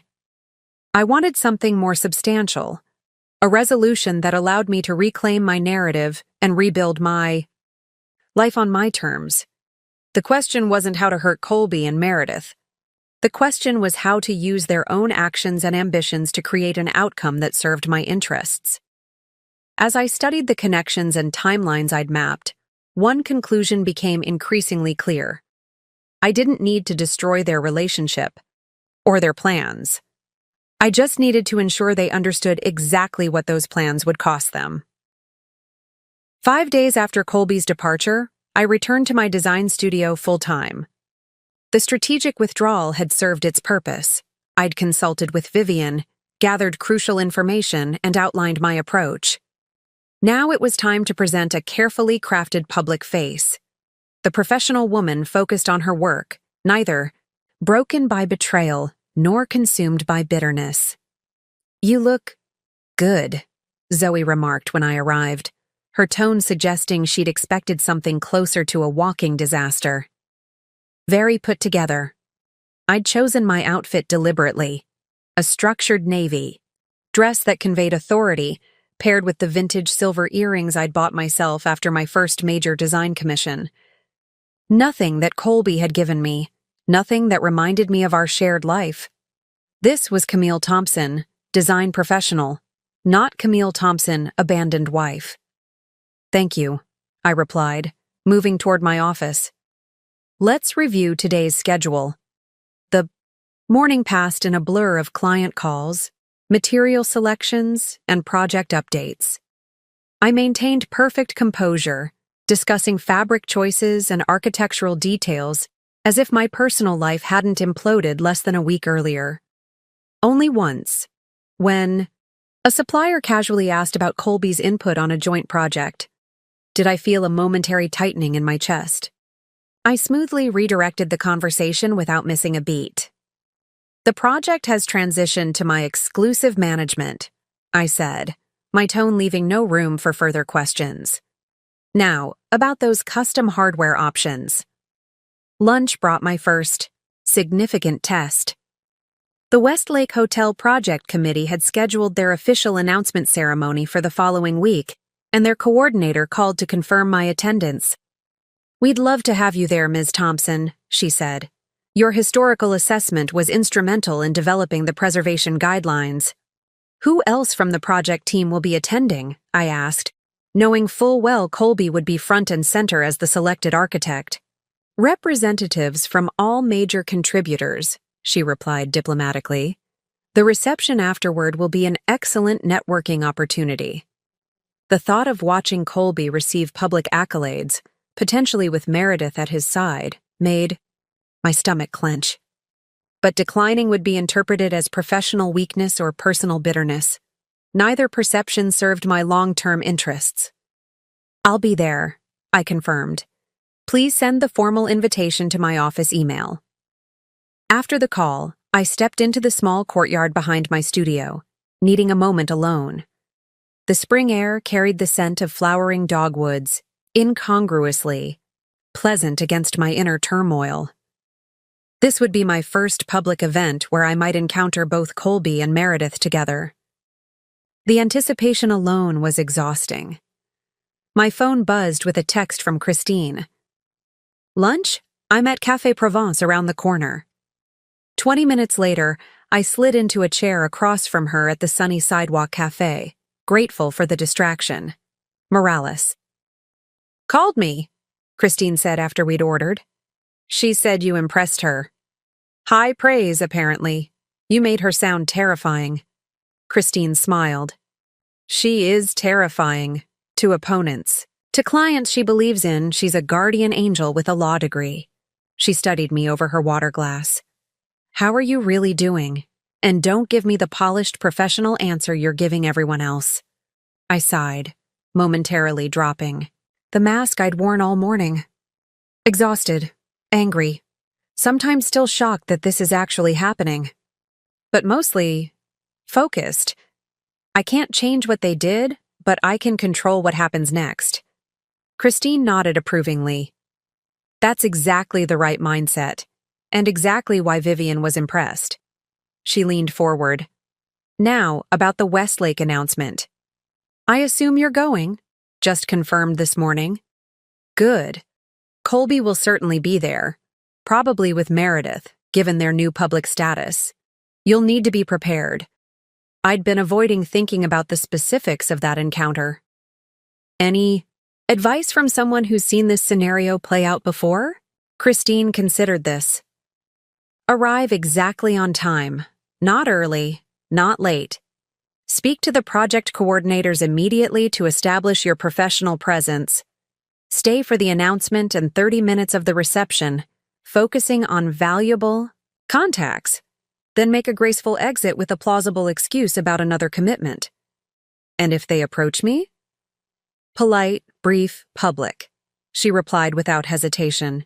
Nothing that could be interpreted as emotional or unprofessional. Save any substantive conversations for when you have legal representation present. She paused. Has Colby contacted you directly since he left? 3 missed calls the night before last. No messages. Nothing since. Christine's expression turned thoughtful. Interesting timing. That was right after the committee meeting where they finalized the Westlake announcement details. She tapped her fingernails against her water glass. My guess? He wanted to make sure you wouldn't create a scene at the ceremony. The suggestion stung, but it made tactical sense. Colby would be concerned about protecting his professional moment of triumph. My potential presence and reaction would be an unpredictable variable in his otherwise perfectly orchestrated success story. Well, I said, straightening my shoulders, he'll be relieved to see that I'm the consummate professional. Exactly, Christine agreed. Let him worry about how you'll behave. Let him wonder what you're planning. The uncertainty alone will be uncomfortable for someone as controlling as Colby. After lunch, I returned to the studio with renewed purpose. My afternoon included a presentation to potential clients, a couple restoring a Queen Anne Victorian, in the Garden District. As I guided them through material options and preservation approaches, I found myself genuinely engaged in the creative process, momentarily forgetting the personal drama looming over my life. Your passion for historical accuracy balanced with livability is exactly what we're looking for, the wife commented as they prepared to leave. We'd like to move forward with you as our designer. This small victory, securing a significant new project based solely on my expertise and vision, bolstered my confidence. My professional identity remained intact despite the personal turmoil. By evening, I had successfully navigated an entire day of appearing normal, competent, and unaffected. The performance was exhausting, but necessary. As I packed up my materials, Zoe appeared in my office doorway. There's someone here to see you, she said, her expression uncharacteristically hesitant. Curtis Warren. Colby's business partner was the last person I expected to visit my studio. We'd had a cordial professional relationship over the years, but never particularly close. Send him in, I said, mentally shifting back into my composed professional persona. Curtis entered cautiously, as if approaching unpredictable terrain. Camille, thank you for seeing me. I know this is awkward. What can I do for you, Curtis? I kept my tone neutral, neither warm nor cold. He placed a thick envelope on my desk. The finalized drawings for the Harriston project. Colby completed them before. He wanted to make sure you had everything you needed to continue without disruption. I eyed the envelope without touching it. He could have couriered these or emailed the files. Curtis shifted uncomfortably. He thought a personal delivery would be more appropriate. He wanted me to tell you that he's committed to fulfilling all professional obligations despite the personal situation. How magnanimous. My husband abandons me on my birthday, but wants to ensure our professional collaborations continue seamlessly. Thank you for delivering these, I said evenly. Is there anything else? Curtis hesitated, clearly having been tasked with gathering intelligence beyond the simple delivery. Colby mentioned you haven't returned his calls. He's concerned about logistics, personal belongings, financial matters. My attorney will be in touch regarding those issues, I replied, the practiced line rolling off my tongue as Vivian had advised. Any communication about the divorce should go through proper legal channels. Something flickered across Curtis's face. Surprise, perhaps. I don't think he's retained counsel yet. This is all still very recent. I maintained my neutral expression while internally noting this information. Colby hadn't hired a divorce attorney yet. Either he was preoccupied with the Westlake and Boston projects, or he was hoping to handle our separation more informally. Either way, it confirmed Vivian's advice about timing. Nevertheless, that's my preference moving forward, I stated firmly. Will you be attending the Westlake announcement next week? The abrupt subject change caught him off guard. Yes, of course. The entire firm will be there. It's a significant achievement for us. Indeed. I'll see you there then. Curtis looked momentarily alarmed. You're attending? My historical assessment was part of the foundation for the entire project, I reminded him. The committee specifically requested my presence. Right, of course. He backed toward the door. Well, good night, Camille. And I'm sorry about everything. For what it's worth, the situation at the office has been tense. Not everyone approves of how things were handled. After he left, I waited several minutes before opening the envelope. Inside were indeed the Harriston project drawings, meticulously detailed in Colby's distinctive style. But they weren't the only contents. A smaller envelope had been tucked between the large drawing sheets, my name written in Colby's handwriting. I stared at it for a long moment, then placed it in my desk drawer without opening it. Whatever Colby had to say could wait until I was prepared to hear it on my terms, not his. As I drove home, I reflected on the day's performances, mine and others. I had presented the image of professional composure. Curtis had played the awkward but well-meaning messenger. And somewhere across town, Colby was undoubtedly casting himself as the conscientious professional, despite personal complications. Everyone was performing their chosen role in this drama. The difference was that I alone understood it was a performance. They still believed in the parts they were playing, and that gave me an advantage I intended to use. The weekend before the Westlake announcement arrived with unexpected sunshine after days of spring rain. I'd planned to spend it reviewing client proposals and preparing for the week ahead, but Christine called Saturday morning with different ideas. We're having brunch at Riverfront Terrace, she announced without preamble. You, me, and Emily. No discussion. I started to protest, but Christine cut me off. You've been holed up working for days. A few hours of normal social interaction won't derail your strategic planning. She was right, of course. I'd been isolating myself, using work as both shield and sword. Some semblance of normal life would help maintain my mental equilibrium. Riverfront Terrace was an upscale cafe overlooking the city's waterfront promenade, popular with the weekend brunch crowd. As I approached our reserved table, on the patio, I spotted Christine and Emily already sharing a carafe of mimosas. You look fantastic, Emily exclaimed as I sat down. That haircut is perfect on you. I'd visited my stylist the previous day, cutting my long waves into a sleek, shoulder-length bob. The change wasn't dramatic, but it was noticeable. A small reclamation of my image, distinct from the woman Colby had left behind. Thanks, I replied, pouring myself a mimosa. Small changes for a new chapter. We fell into easy conversation about Emily's latest writing project and Christine's recent court victory.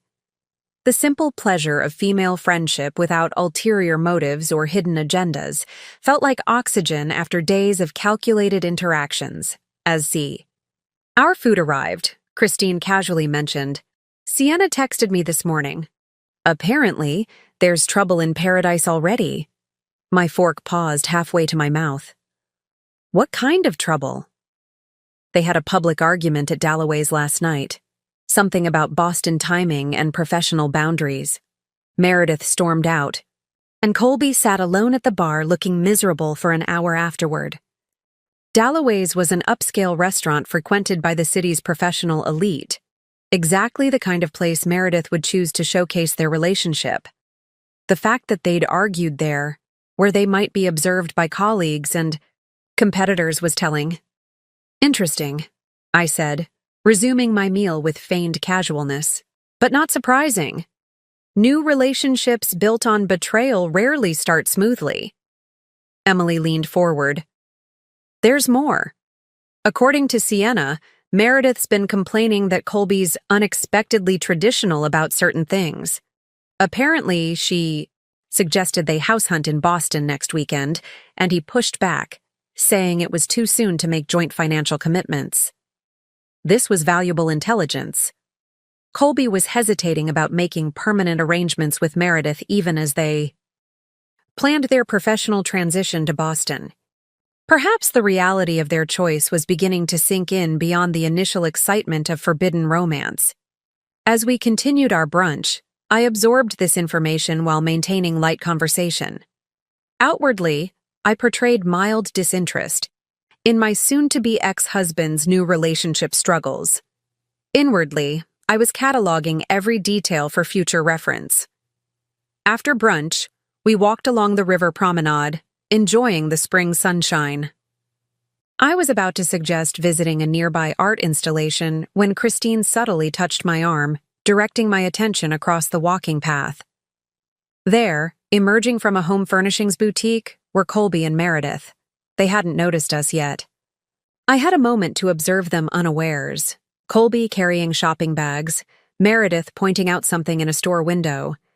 They looked like any couple enjoying a weekend shopping trip, except for the slight stiffness in Colby's posture and the performative way Meredith linked her arm through his when another couple walked past. "We can go the other way," Emily whispered. "No need," I replied calmly. This was inevitable. Meredith spotted us first.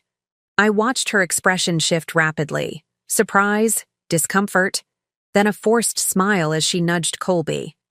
When he turned and saw me, he seemed to freeze momentarily before regaining his composure. We converged on the walking path, that peculiar collision of people who know each other intimately, yet suddenly find themselves strangers. "Camille," Meredith greeted with artificial brightness. "You look wonderful. I love the new haircut." "Thank you," I replied, my tone pleasant but distant. Colby looked less certain of his script. "How are you?" he asked, his voice carrying genuine concern that grated on my nerves more than Meredith's fake cheer. "Busy with work," I answered. "The Harriston project is moving forward nicely. Thank you for sending the drawings through Curtis."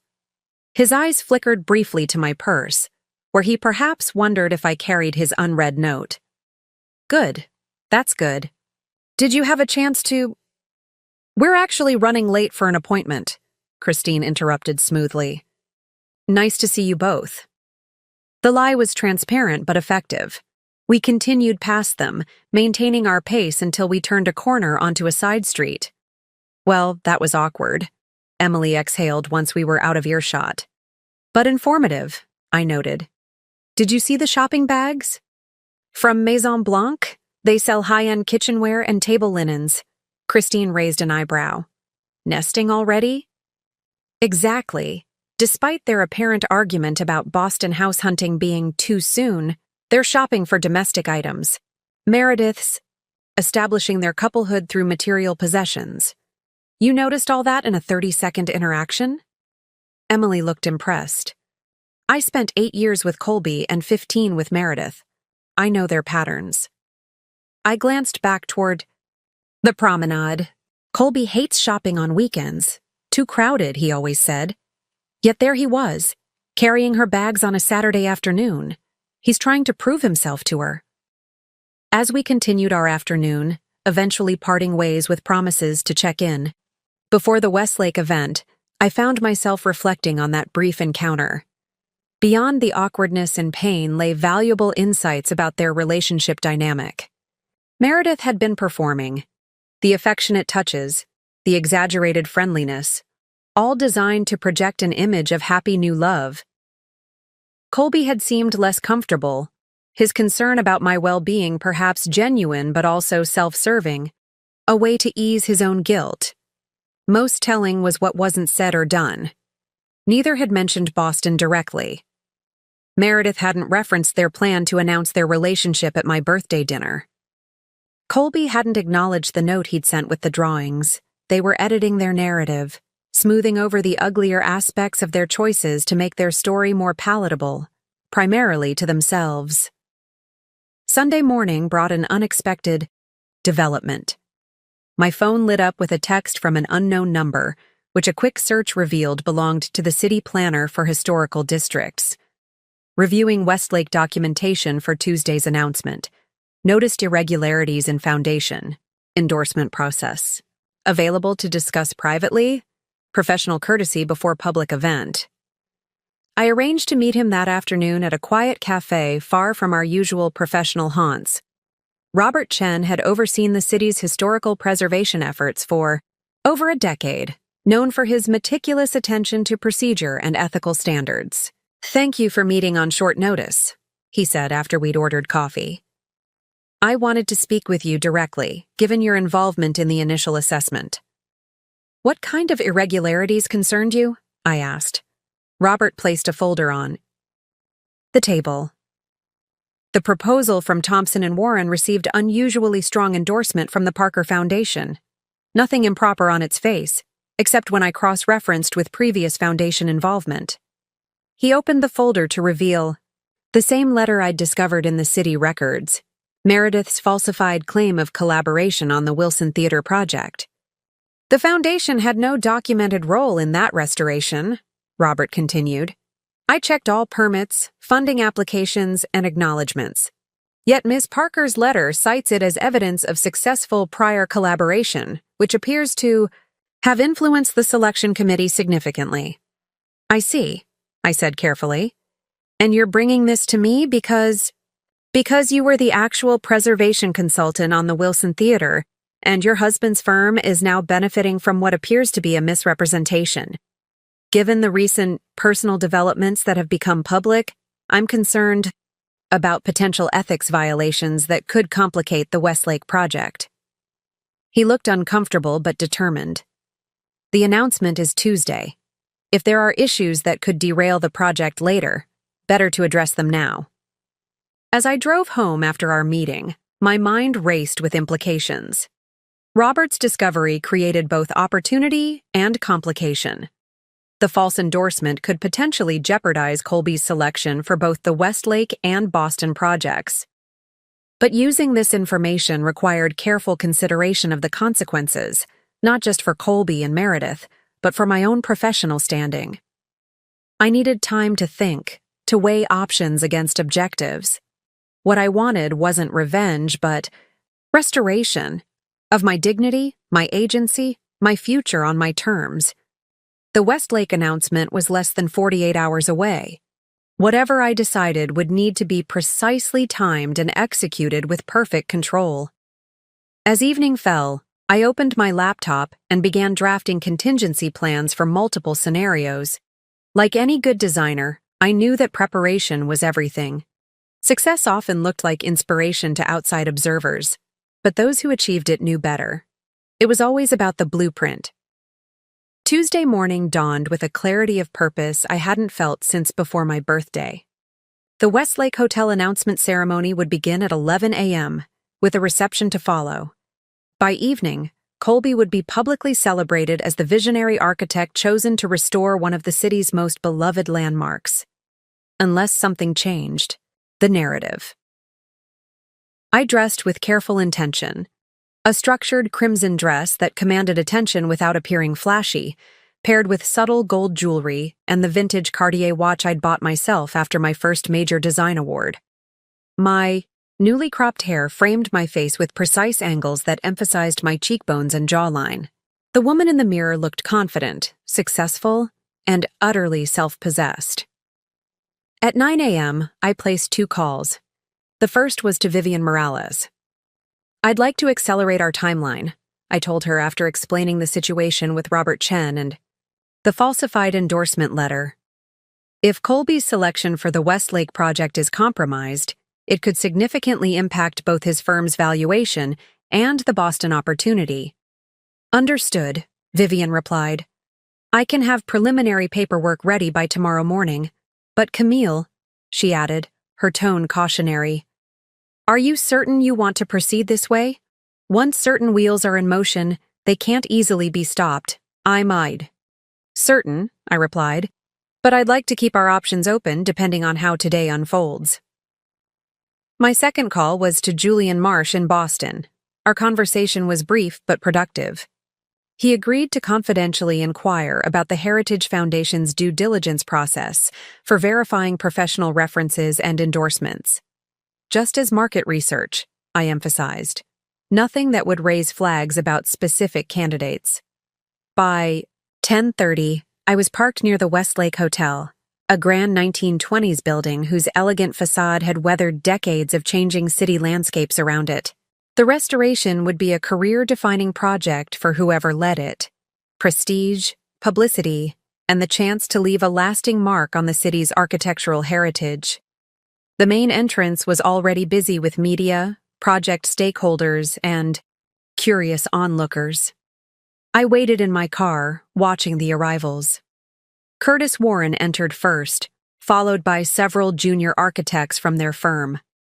Eleanor Blackwood made a characteristically grand entrance, stopping to speak with reporters about her investment group's vision for the property. At precisely 10:45, Colby's Audi pulled up to the curb.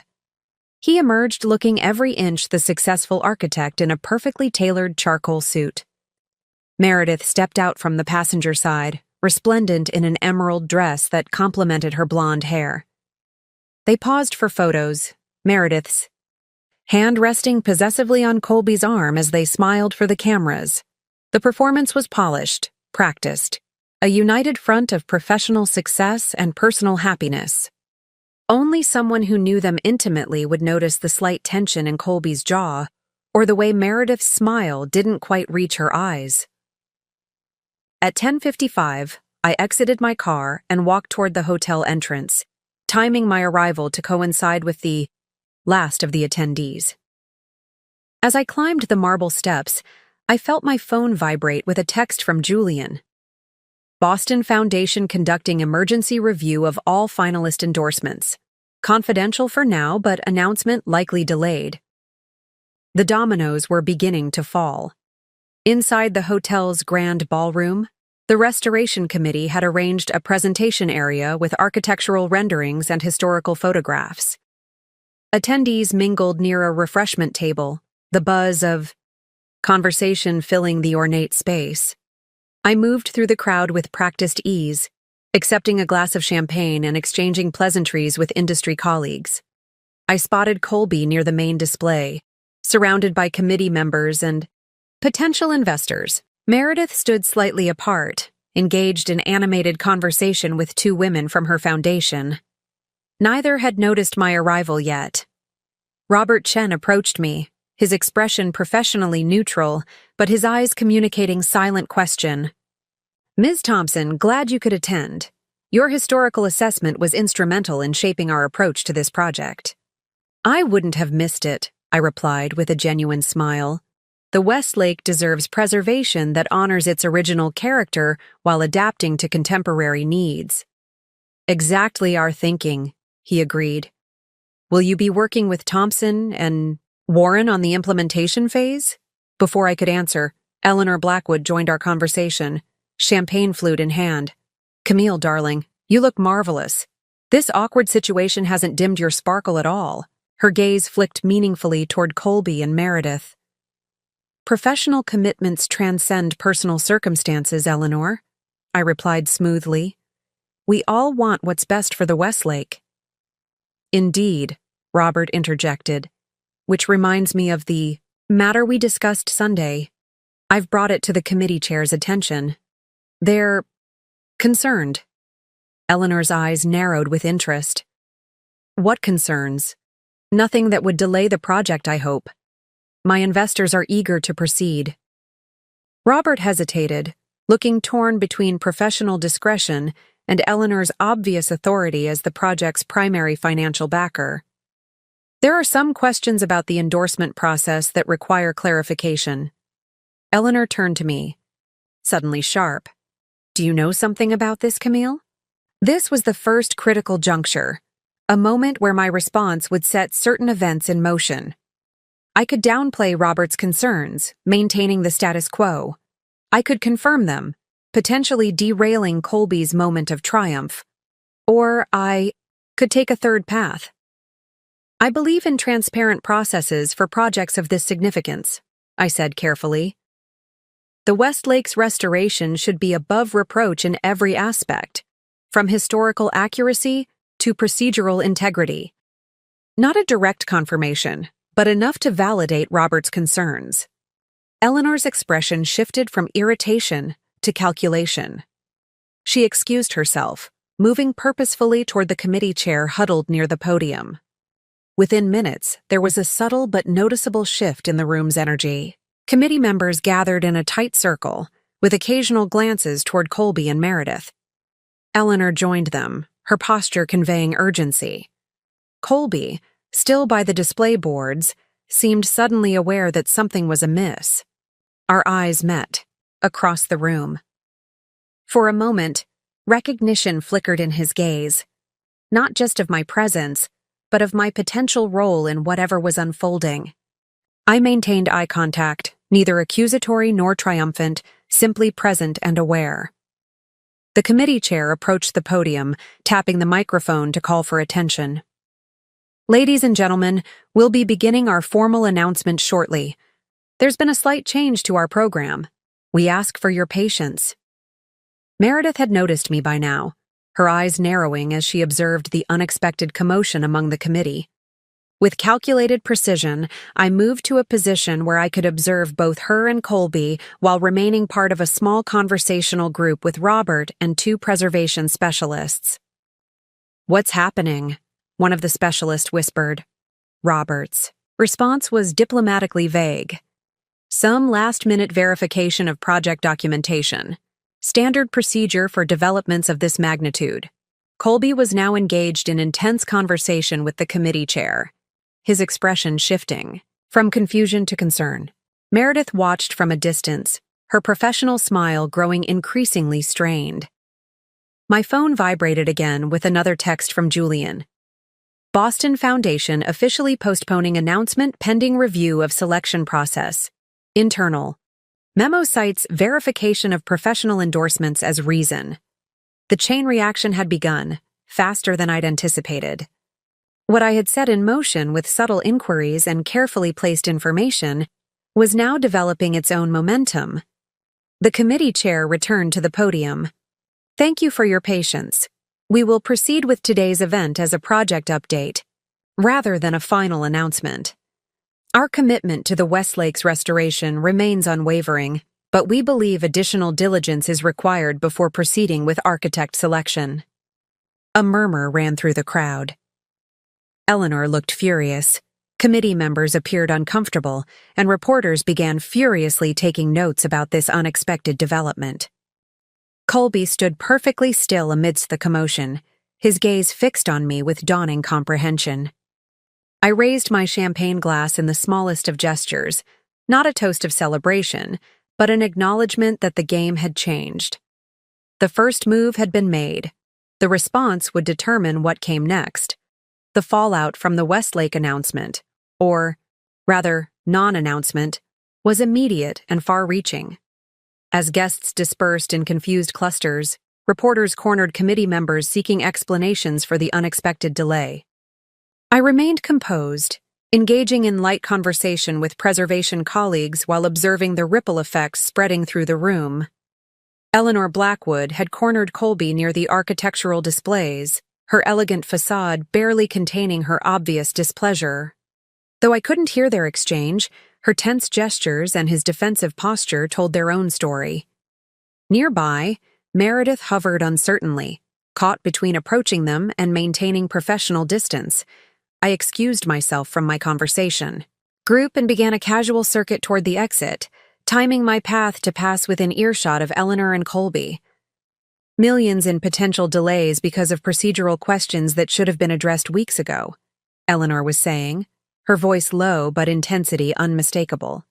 My investors expect certainty, not last-minute complications. The foundation endorsement was completely legitimate, Colby insisted. Meredith's letter simply highlighted our successful professional relationship. There's nothing improper about that. Except the Wilson Theater reference, Eleanor countered. The committee is questioning whether that collaboration actually occurred, as described. Robert Chen seems particularly concerned about verification. I continued past them without pausing, but Meredith caught my eye as I moved toward the door. The flash of comprehension in her gaze was unmistakable. She had connected my presence with the sudden scrutiny of her endorsement letter. Outside the hotel, I took a deep breath of spring air, savoring the moment of quiet triumph. I hadn't directly accused anyone of anything. I hadn't created a scene or demanded justice. I had simply ensured that the proper questions were asked by the right people at a critical moment. My phone rang as I reached my car. Christine. I just heard about the Westlake announcement being postponed, she said without preamble. Eleanor Blackwood's assistant called our office in a panic about potential contractual implications. What happened? I explained the situation as I drove away from the hotel, detailing how Robert Chen's concerns about the falsified endorsement had led to the committee's last-minute hesitation. And your role in all this? Christine asked, her tone suggesting she already knew. I simply confirmed what was already being investigated, I replied. The truth would have emerged eventually. I just accelerated the timeline. Christine's laugh held genuine admiration. Elegant. No direct accusations, no messy confrontations, just relevant facts surfacing at the perfect moment. She paused. How did Colby and Meredith react? Like people watching carefully constructed plans begin to unravel. But this is just the beginning. The real test will be how they respond in the coming days. Back at my studio, I checked my emails to find a message from the Westlake Committee requesting a meeting the following morning to review historical assessment documentation and discuss preservation consultation moving forward. A similar message had been sent to several other historical preservation experts. The committee was hedging their bets, exploring alternative architectural options while the endorsement issue was investigated. Colby's firm was no longer the presumptive selection. By evening, the ripple effects had become waves. The city's architecture blog posted a brief item about the delayed announcement, speculating about procedural concerns with the selection process. A business reporter had tweeted about questions surrounding foundation endorsements for the project. At 7 p.m., my doorbell rang unexpectedly. Through the peephole, I saw Sienna standing on my porch, looking uncomfortable but determined. I probably shouldn't be here, she said when I opened the door, but I thought you should know what's happening. I invited her in, curious about what had prompted Meredith's sister to reach out directly.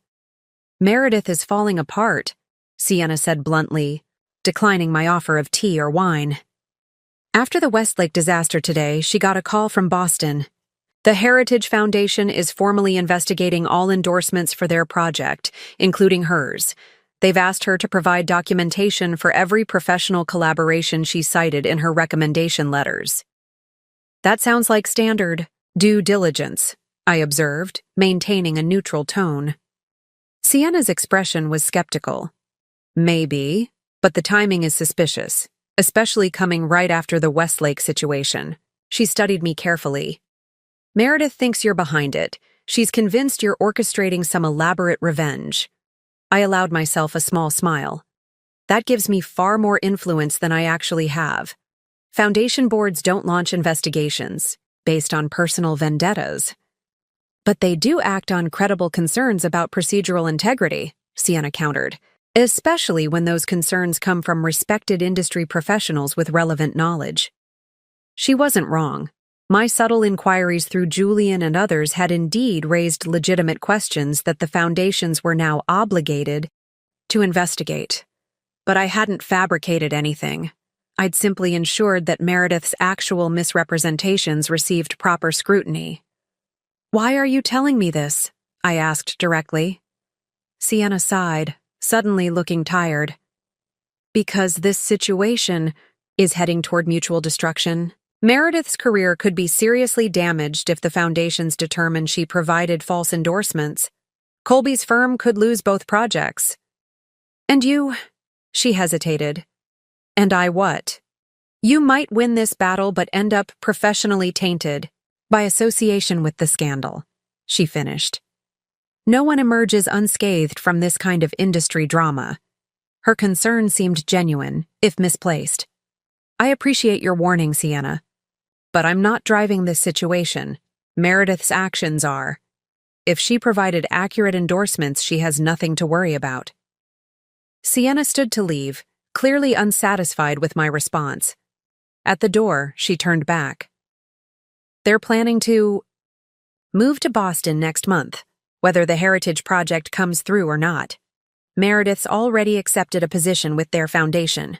Colby's lined up potential clients there." She paused. "Just so you know what's at stake." After she left, I poured myself a glass of wine and considered this new information. Meredith and Colby were accelerating their Boston plans, despite the project uncertainty, perhaps hoping to outrun the consequences of their actions here. But the professional questions now following them wouldn't be so easily escaped. My phone buzzed with a text from an unknown number. I opened it to find a message. From Colby. "We need to talk. This has gone far enough." I didn't respond. Any communication would happen through proper channels, either legal representatives regarding our divorce or professional channels regarding ongoing projects. His attempt to establish direct contact suggested growing desperation, as his carefully planned future began to crumble. Wednesday brought a cascade of developments. The morning meeting with the Westlake Committee confirmed what I'd suspected. They were restructuring the entire selection process, requiring all architectural candidates to resubmit proposals without foundation endorsements. The project timeline was pushed back by at least 6 weeks. By afternoon, industry newsletters were reporting that the Boston Heritage Foundation had officially postponed their architect selection pending a review of their endorsement verification procedures. What had begun as quiet inquiries had evolved into a full procedural overhaul at both organizations. Vivian called while I was reviewing client designs at my studio. "Divorce papers are ready," she said. "Given recent developments, I recommend we file tomorrow." "Why the urgency?" I asked, though I already suspected the answer. "Your husband's professional situation is becoming increasingly uncertain," she explained. "If his firm loses both the Westlake and Boston projects, their valuation could drop significantly. Filing now preserves your position regarding asset division based on current valuations." I agreed to sign the papers the following morning. The timing was perfect. Colby would be served just as the professional consequences of his and Meredith's actions were becoming unavoidably clear. That evening, as I worked late at my studio, Zoe appeared in my office doorway. "There's someone here to see you," she said, her expression concerned. "Curtis Warren. He seems pretty agitated." I considered refusing, then decided hearing Curtis's perspective might provide valuable insight into Colby's current state. "Send him in." Curtis entered looking haggard.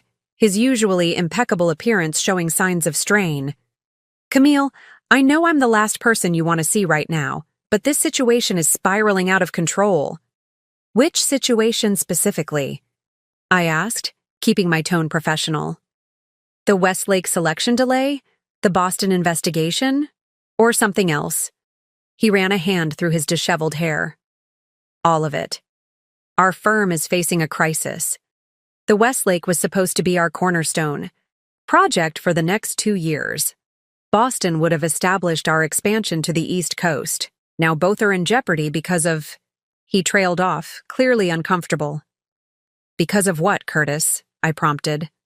"Procedural issues with the endorsements," he finished carefully. "The committee is questioning Meredith Parker's letter specifically." I nodded, neither confirming nor denying knowledge of the details. "That sounds like a matter for your firm and Ms. Parker to address with the committee." Curtis looked at me directly then. "Colby thinks you're behind the timing of these investigations, that you somehow orchestrated this to punish him." "That's giving me far too much credit," I replied, echoing my response to Sienna. "Foundation boards and selection committees make their own decisions based on facts and procedures. But someone had to bring those facts to their attention at precisely this moment," Curtis persisted. "The Wilson Theater reference had been in the proposal materials for months without question." I met his gaze steadily. "Perhaps no one bothered to verify it until now. Due diligence often intensifies before final decisions are announced." Curtis didn't seem convinced, but he changed tactics. "Regardless of how this started, I'm here because our firm's survival may depend on finding a resolution. Colby is—" He hesitated, searching for words. "Not handling the situation well. The stress is affecting his judgment." "I'm sorry to hear that, but I'm not sure what you expect me to do about it." "Talk to him," Curtis pleaded. "Whatever personal issues exist between you, the professional fallout is affecting everyone at the firm. 20 people's livelihoods are at stake." His concern for his employees seemed genuine, which made his next request even more surprising. "Would you consider issuing a statement confirming your willingness to consult on the Westlake project regardless of which firm is selected? The committee values your historical assessment highly. Your continued involvement might help stabilize the situation while the endorsement questions are resolved." The request was both professional and manipulative, asking me to use my reputation to help salvage the situation Colby and Meredith had created. The old Camille might have agreed out of misplaced loyalty or a desire to smooth troubled waters, but I was no longer that woman. My professional commitments are determined by project merit and client relationships, not personal considerations, I replied evenly. The committee knows I'm available for consultation if the selected architect values historical accuracy. Beyond that, the selection process should proceed based on proper evaluation of all candidates. Curtis recognized the polite but firm rejection. He left with a defeated expression, undoubtedly aware he'd returned to Colby empty-handed. As I locked up the studio that night, I realized we had reached a turning point. What had begun as a personal betrayal had evolved into a professional reckoning, with far-reaching consequences. The carefully constructed future Colby and Meredith had planned was unraveling thread by thread, and the most significant thread, the divorce papers, would be pulled tomorrow. Thursday morning, I signed the divorce, papers in Vivian's office, my signature steady and deliberate on each page. The legal language reduced 8 years of marriage to clinical terms: division of assets, allocation of property rights, dissolution of shared financial obligations. What had once been a partnership built on love and trust was now a matter of contractual termination. "My associate will serve him today," Vivian explained as she gathered the documents. "Where would be most appropriate, his office or Ms. Parker's residence?" I considered this carefully. Having Colby served at his firm would create a public spectacle, potentially embarrassing him before colleagues already concerned about the Westlake and Boston situations. Being served at Meredith's home would make the divorce real in their shared domestic space, a tangible intrusion of consequences into their new life together. His office, I decided. Late afternoon, when he's likely to be there following committee meetings. Vivian nodded approvingly.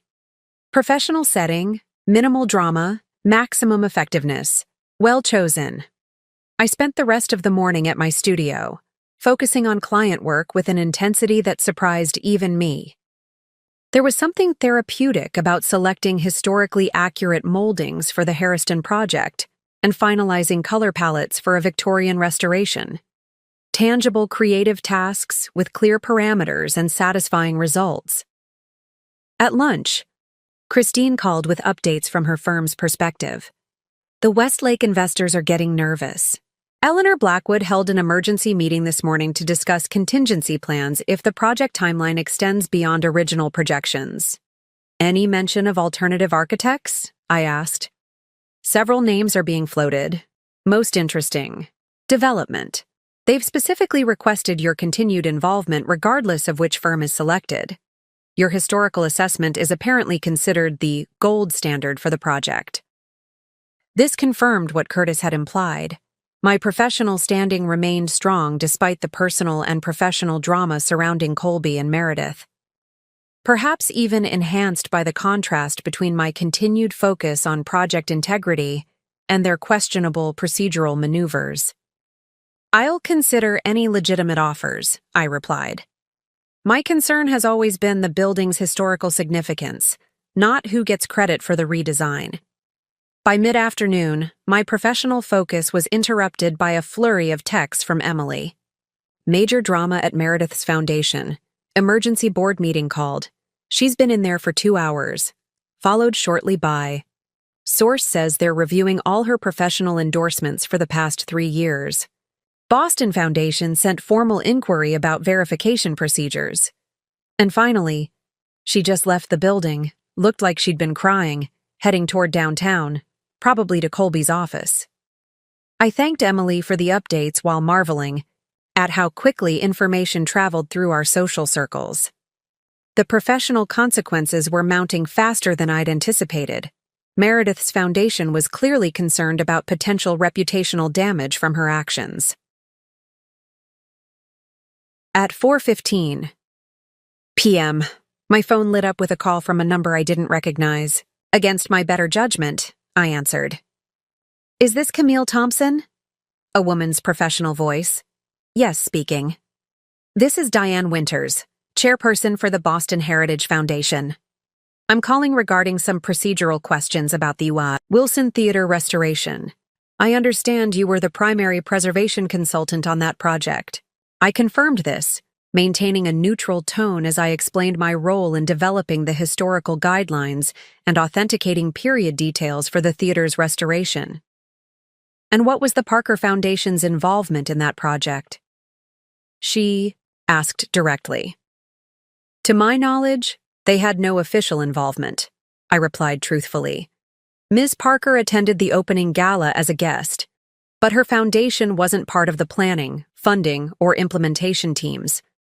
There was a pause, then, I see, that's consistent with what our records indicate. Another pause.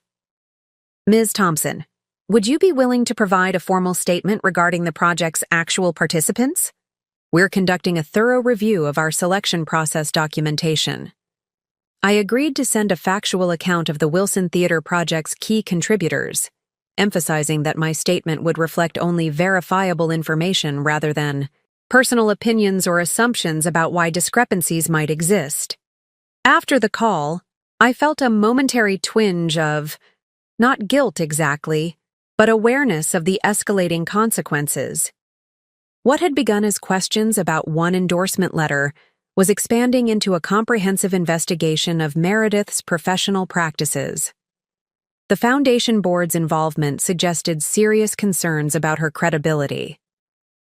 At 5:30 p.m., I received a simple text from Vivian. Delivered.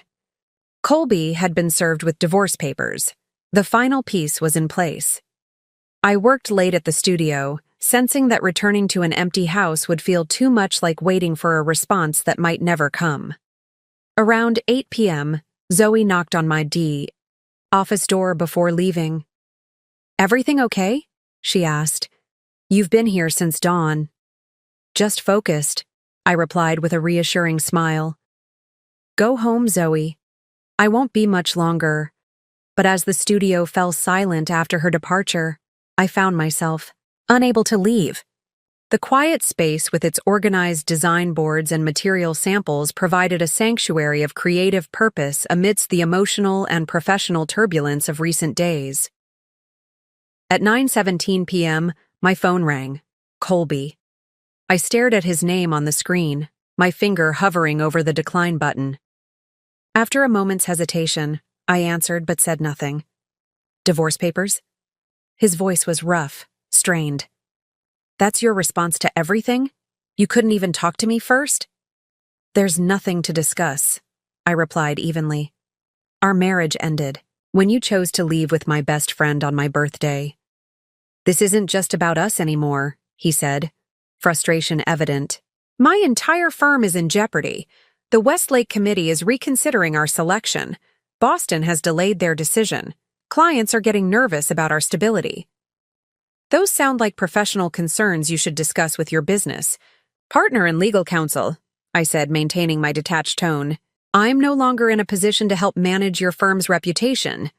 "Damn it, Camille." His sudden anger crackled through the phone. "Stop pretending you're not behind this. The timing is too perfect. The Boston Foundation called Meredith for verification literally, hours after the Westlake announcement was delayed.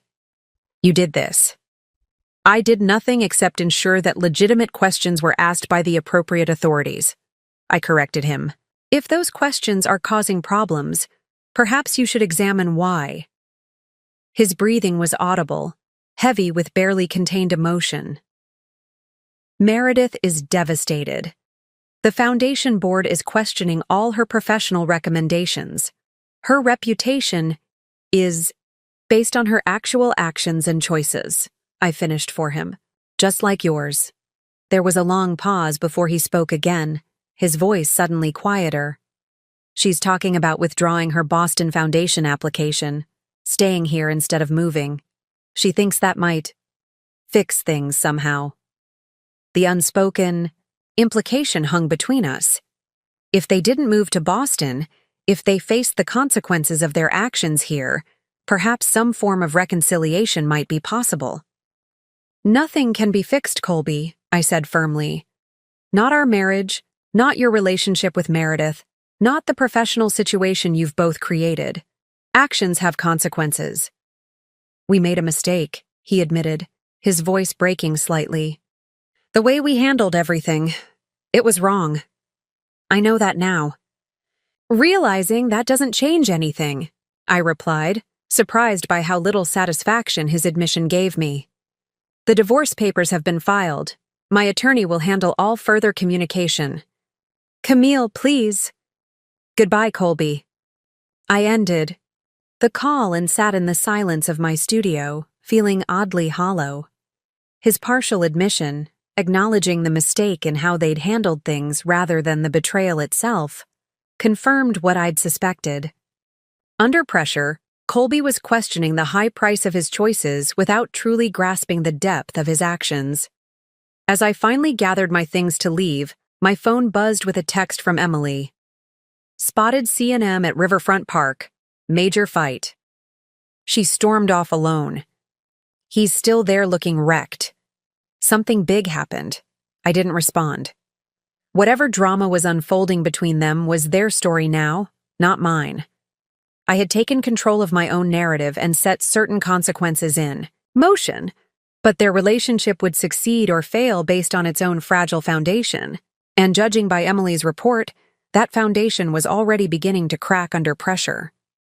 Friday morning brought a sense of inevitability, like watching the final pieces of a complex puzzle slide into place.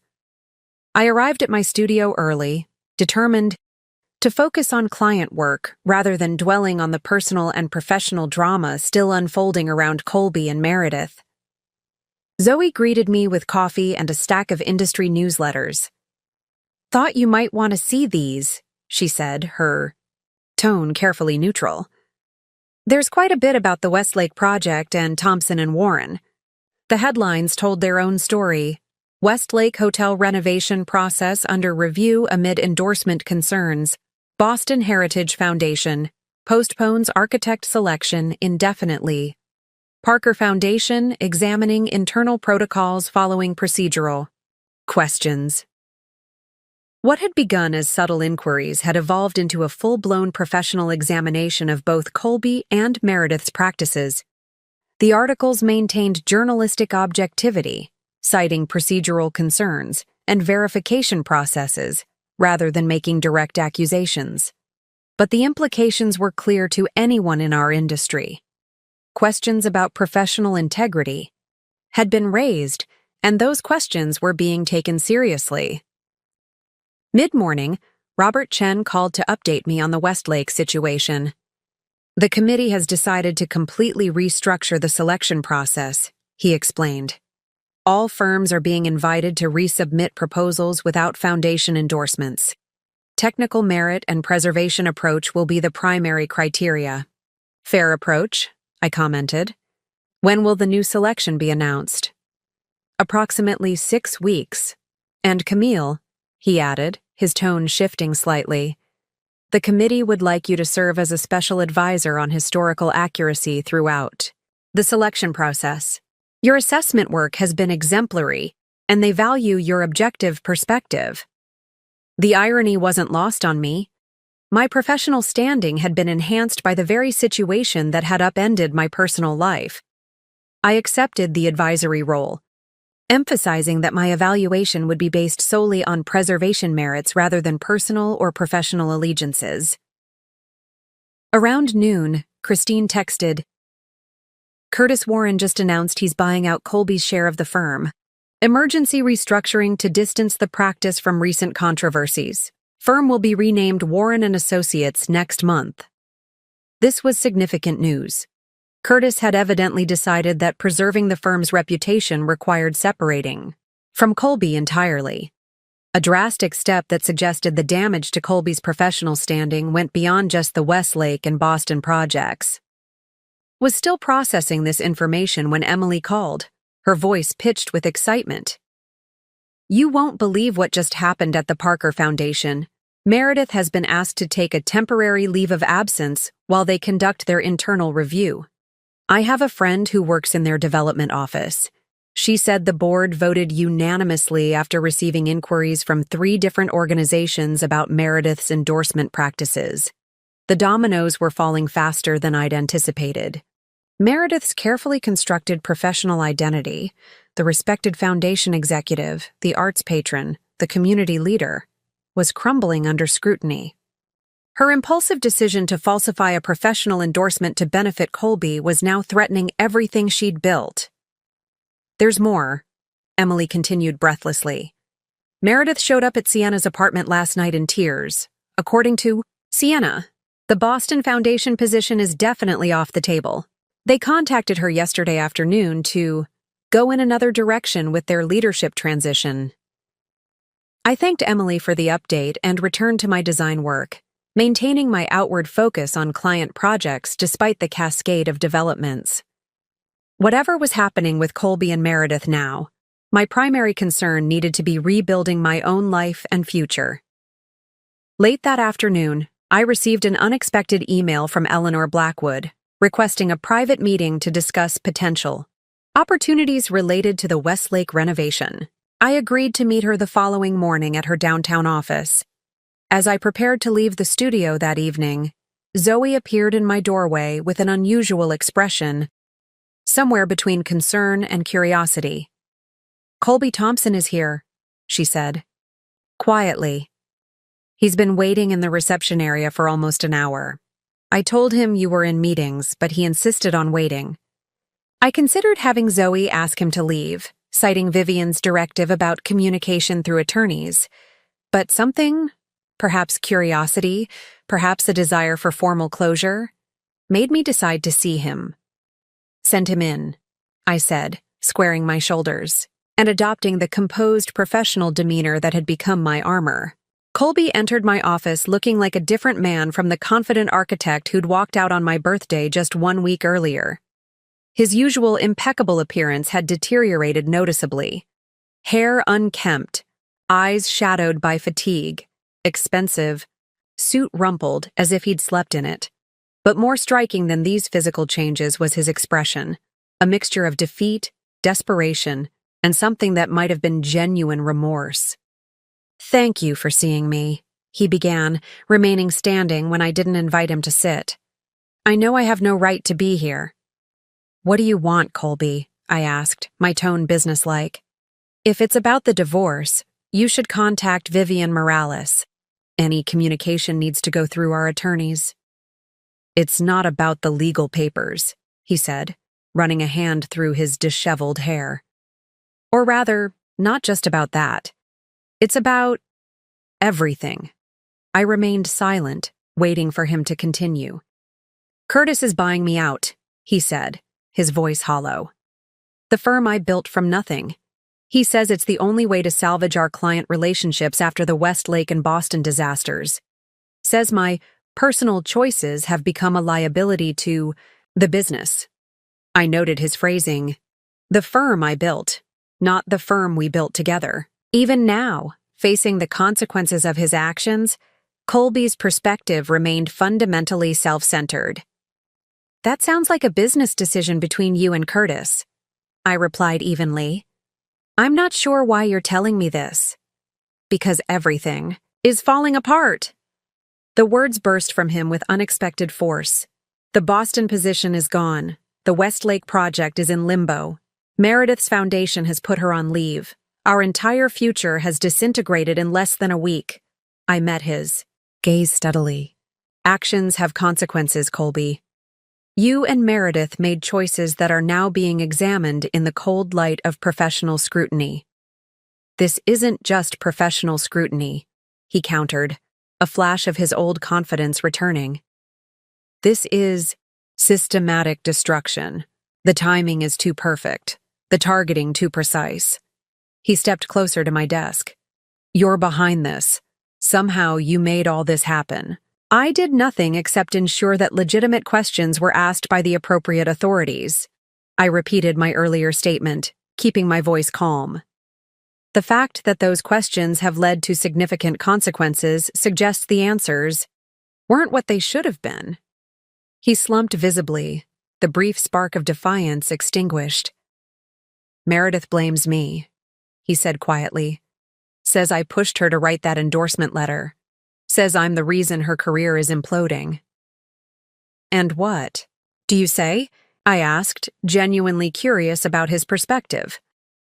"I say we both made mistakes," he admitted, looking down at his hands. "But I never expected this. The complete collapse of everything."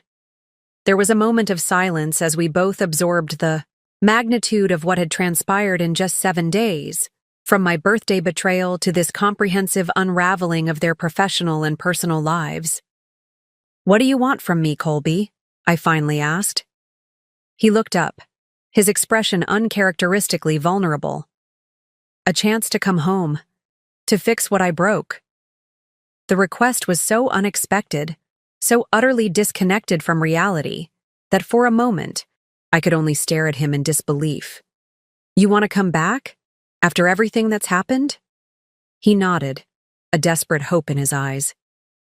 "Meredith and I, it's over. We both realize we made a terrible mistake. I never should have left. I see that now." I studied him carefully, seeing beyond his words to the truth beneath. Colby wasn't experiencing a genuine epiphany about our marriage or his betrayal. He was seeking shelter from the storm of consequences, a return to safety and stability now. That his grand passion with Meredith had collapsed under pressure. "No," I said simply, the word carrying the weight of absolute certainty. "There's no coming back from what you did. Not to our home, not to our marriage, not to the life we had. Camille, please, our divorce will proceed as filed," I continued, my voice steady and final. You made your choice on my birthday. Now you'll live with the consequences of that choice, just as I'm living with mine.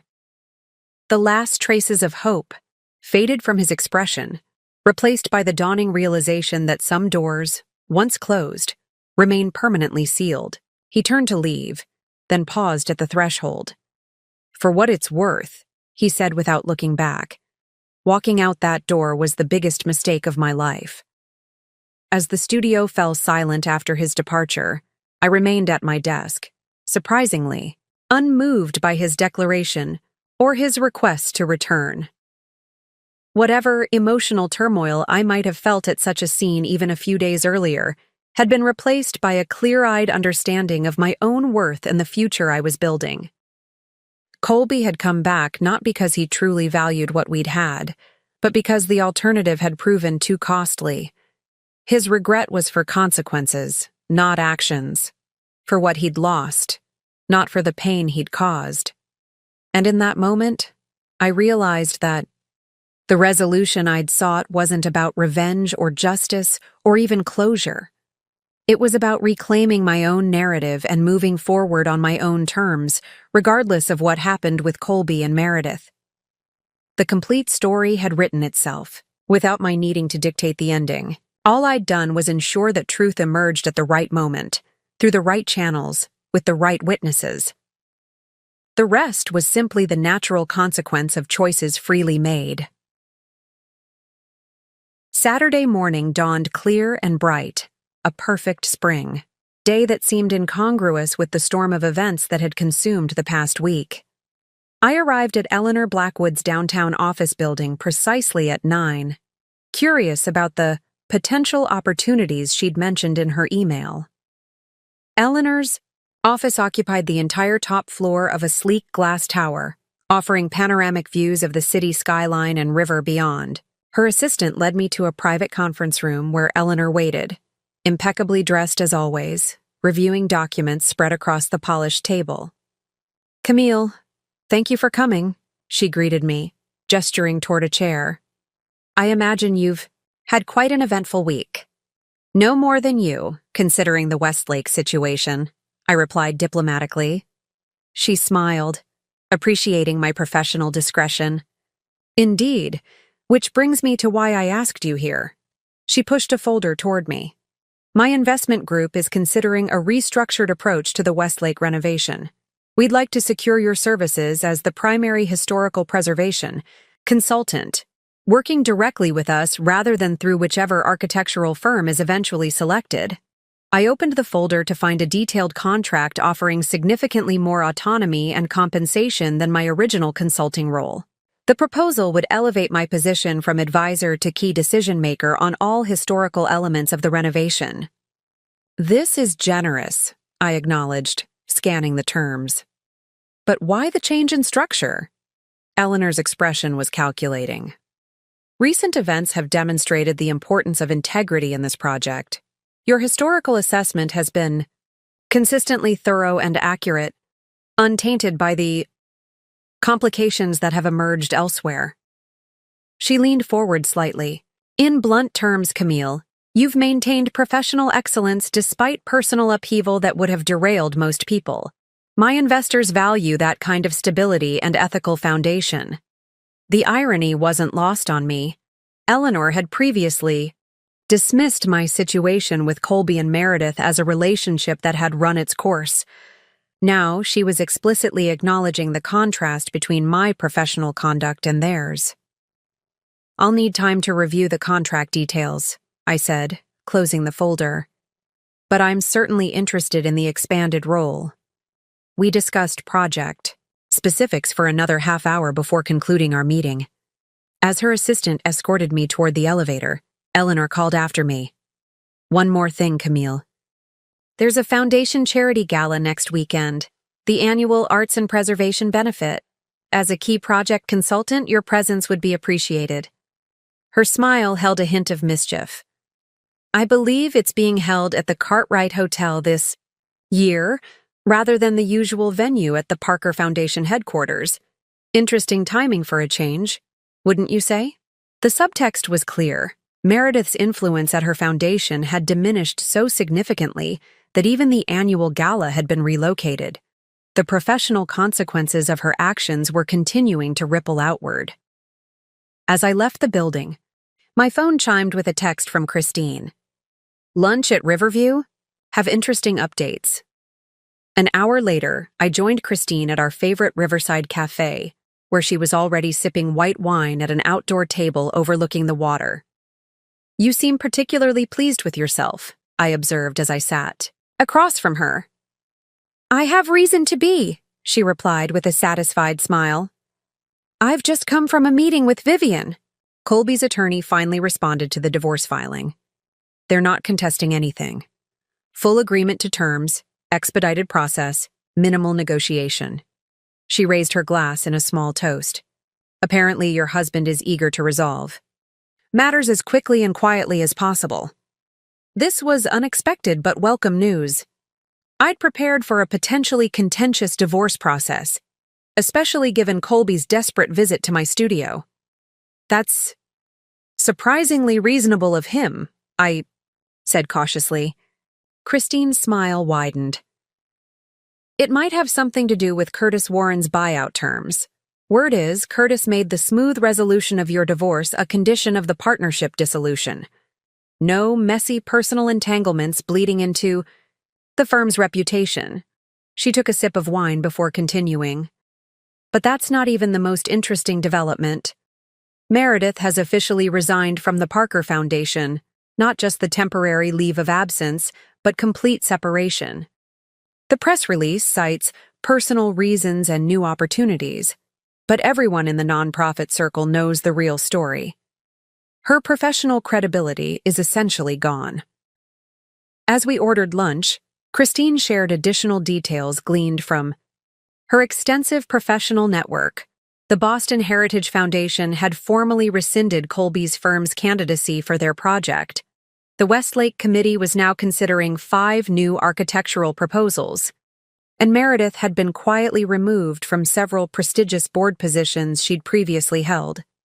The comprehensive unraveling of their professional lives had happened with astonishing speed, just 7 days from my birthday betrayal to this complete reversal of fortune.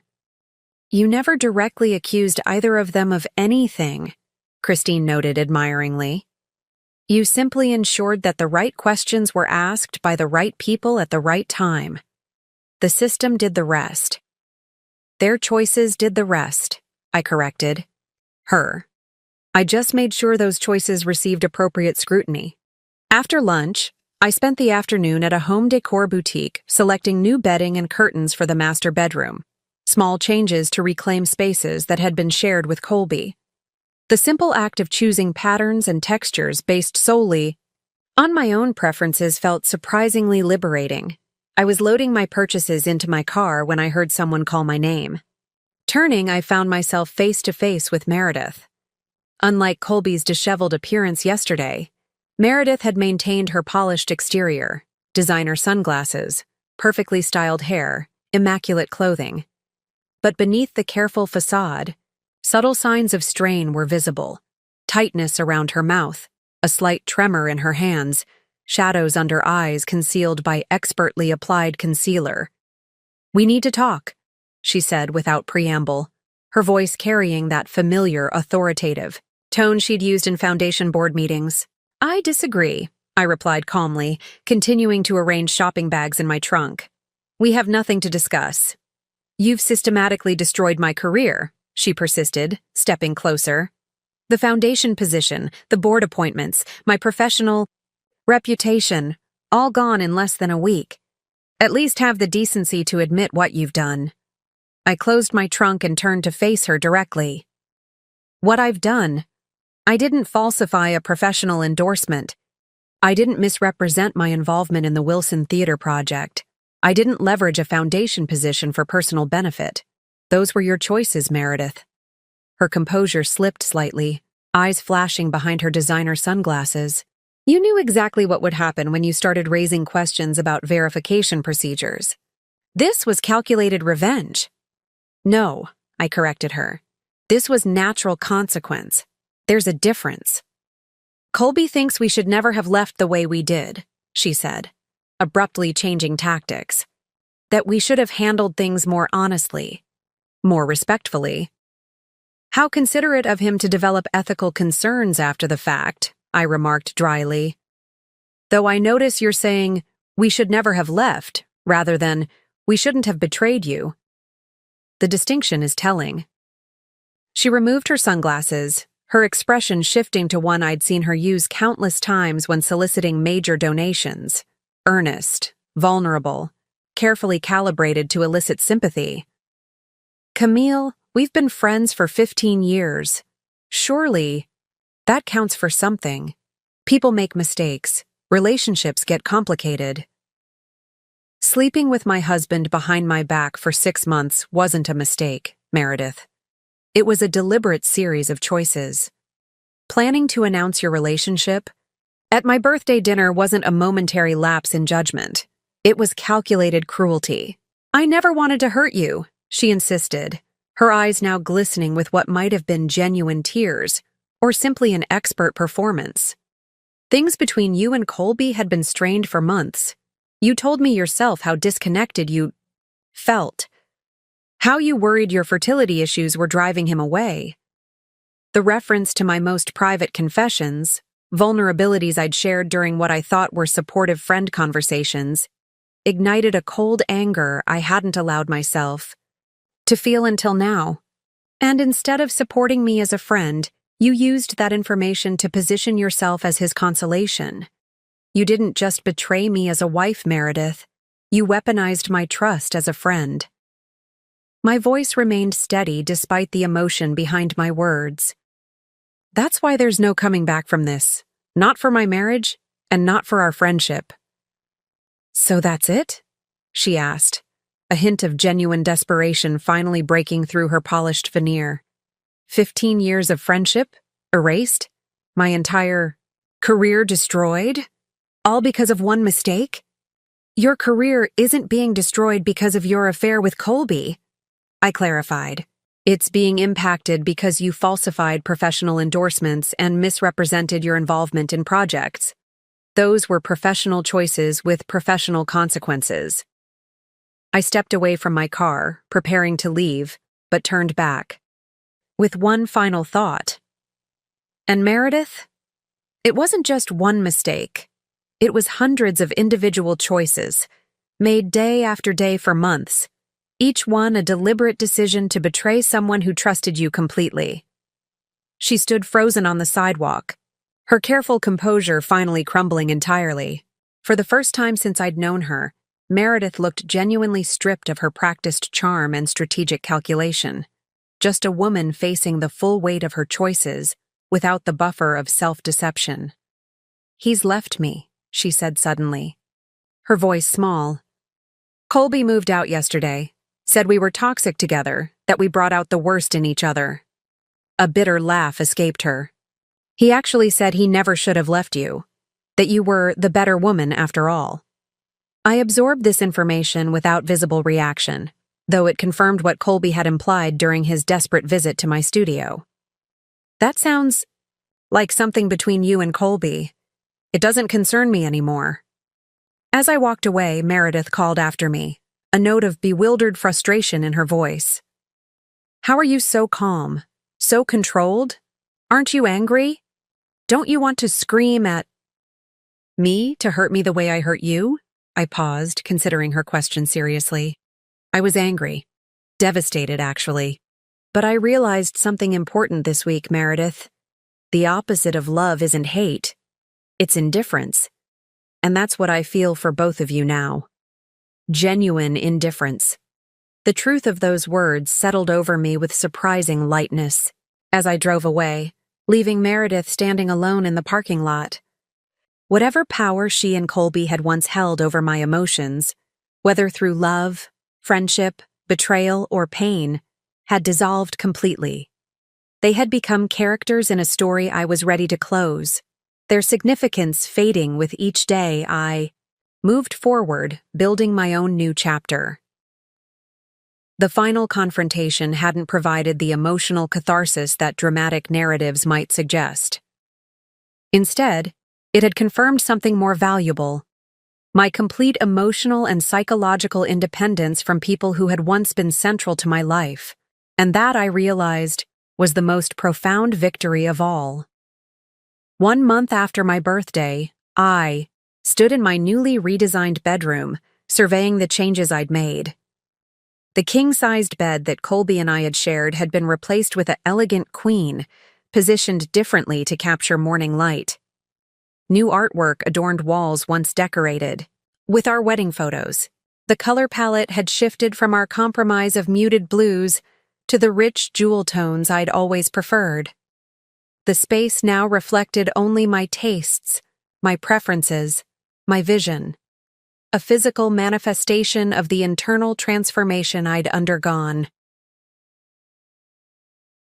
The divorce had been finalized with unexpected speed, aided by Colby's complete acquiescence to my terms. Professionally, my design business was thriving, with the expanded Westlake role bringing additional prestige and a flood of new client inquiries. I'd hired 2 additional designers to handle the increased workload, moving my studio to a larger space in the Arts District. Most significant was the shift in how I defined myself. No longer was I Camille Thompson, Colby's wife and Meredith's friend. I was simply Camille, autonomous and self-determined, defined by my own choices rather than my relationships to others. The doorbell rang, interrupting my reflections. Christine and Emily had arrived for our planned dinner, a small celebration of my new home configuration and expanded business. "The place looks amazing," Emily exclaimed, taking in the changes as I guided them through the house. "It feels completely different." "That's the point," I replied with a smile. "New chapter, new environment." Over dinner, Christine raised her glass in a toast. "To Camille, who showed us all how to respond to betrayal with grace, strategy, and absolute badassery." I laughed, touched by her characterization. "I wouldn't call it badassery, just self-preservation with a dash of justice." "Have you heard the latest?" Emily asked, never one to resist sharing updates. "Colby's taken a teaching position at the community college. Apparently, private firms weren't eager to hire an architect with his recent complications. And Meredith's moved back in with her parents while she reassesses her career path." I absorbed this information with genuine neutrality, neither satisfaction nor sympathy.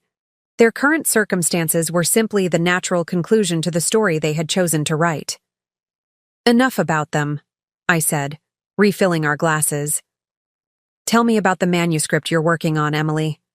And Christine, how's the Thompson case going?" As we shifted to discussing their lives and projects, I felt a profound sense of peace settle over me. The betrayal that had seemed world-ending just a month ago had transformed into something unexpected, a catalyst for growth, an opportunity for reinvention. The woman who had stood shocked in her doorway watching her husband leave with her best friend no longer existed. In her place was someone stronger, clearer, more authentically herself. Someone who understood that endings, even painful ones, often create space for new beginnings. As my friends laughed and shared stories around my dining table, I realized that what had initially felt like devastating loss had actually been a profound liberation. Sometimes the best gift comes wrapped in the most painful package. Up next, you've got 2 more standout stories right on your screen. If this one hit the mark, you won't want to pass these up. Just click and check them out. And don't forget to subscribe and turn on the notification bell so you don't miss any upload from us.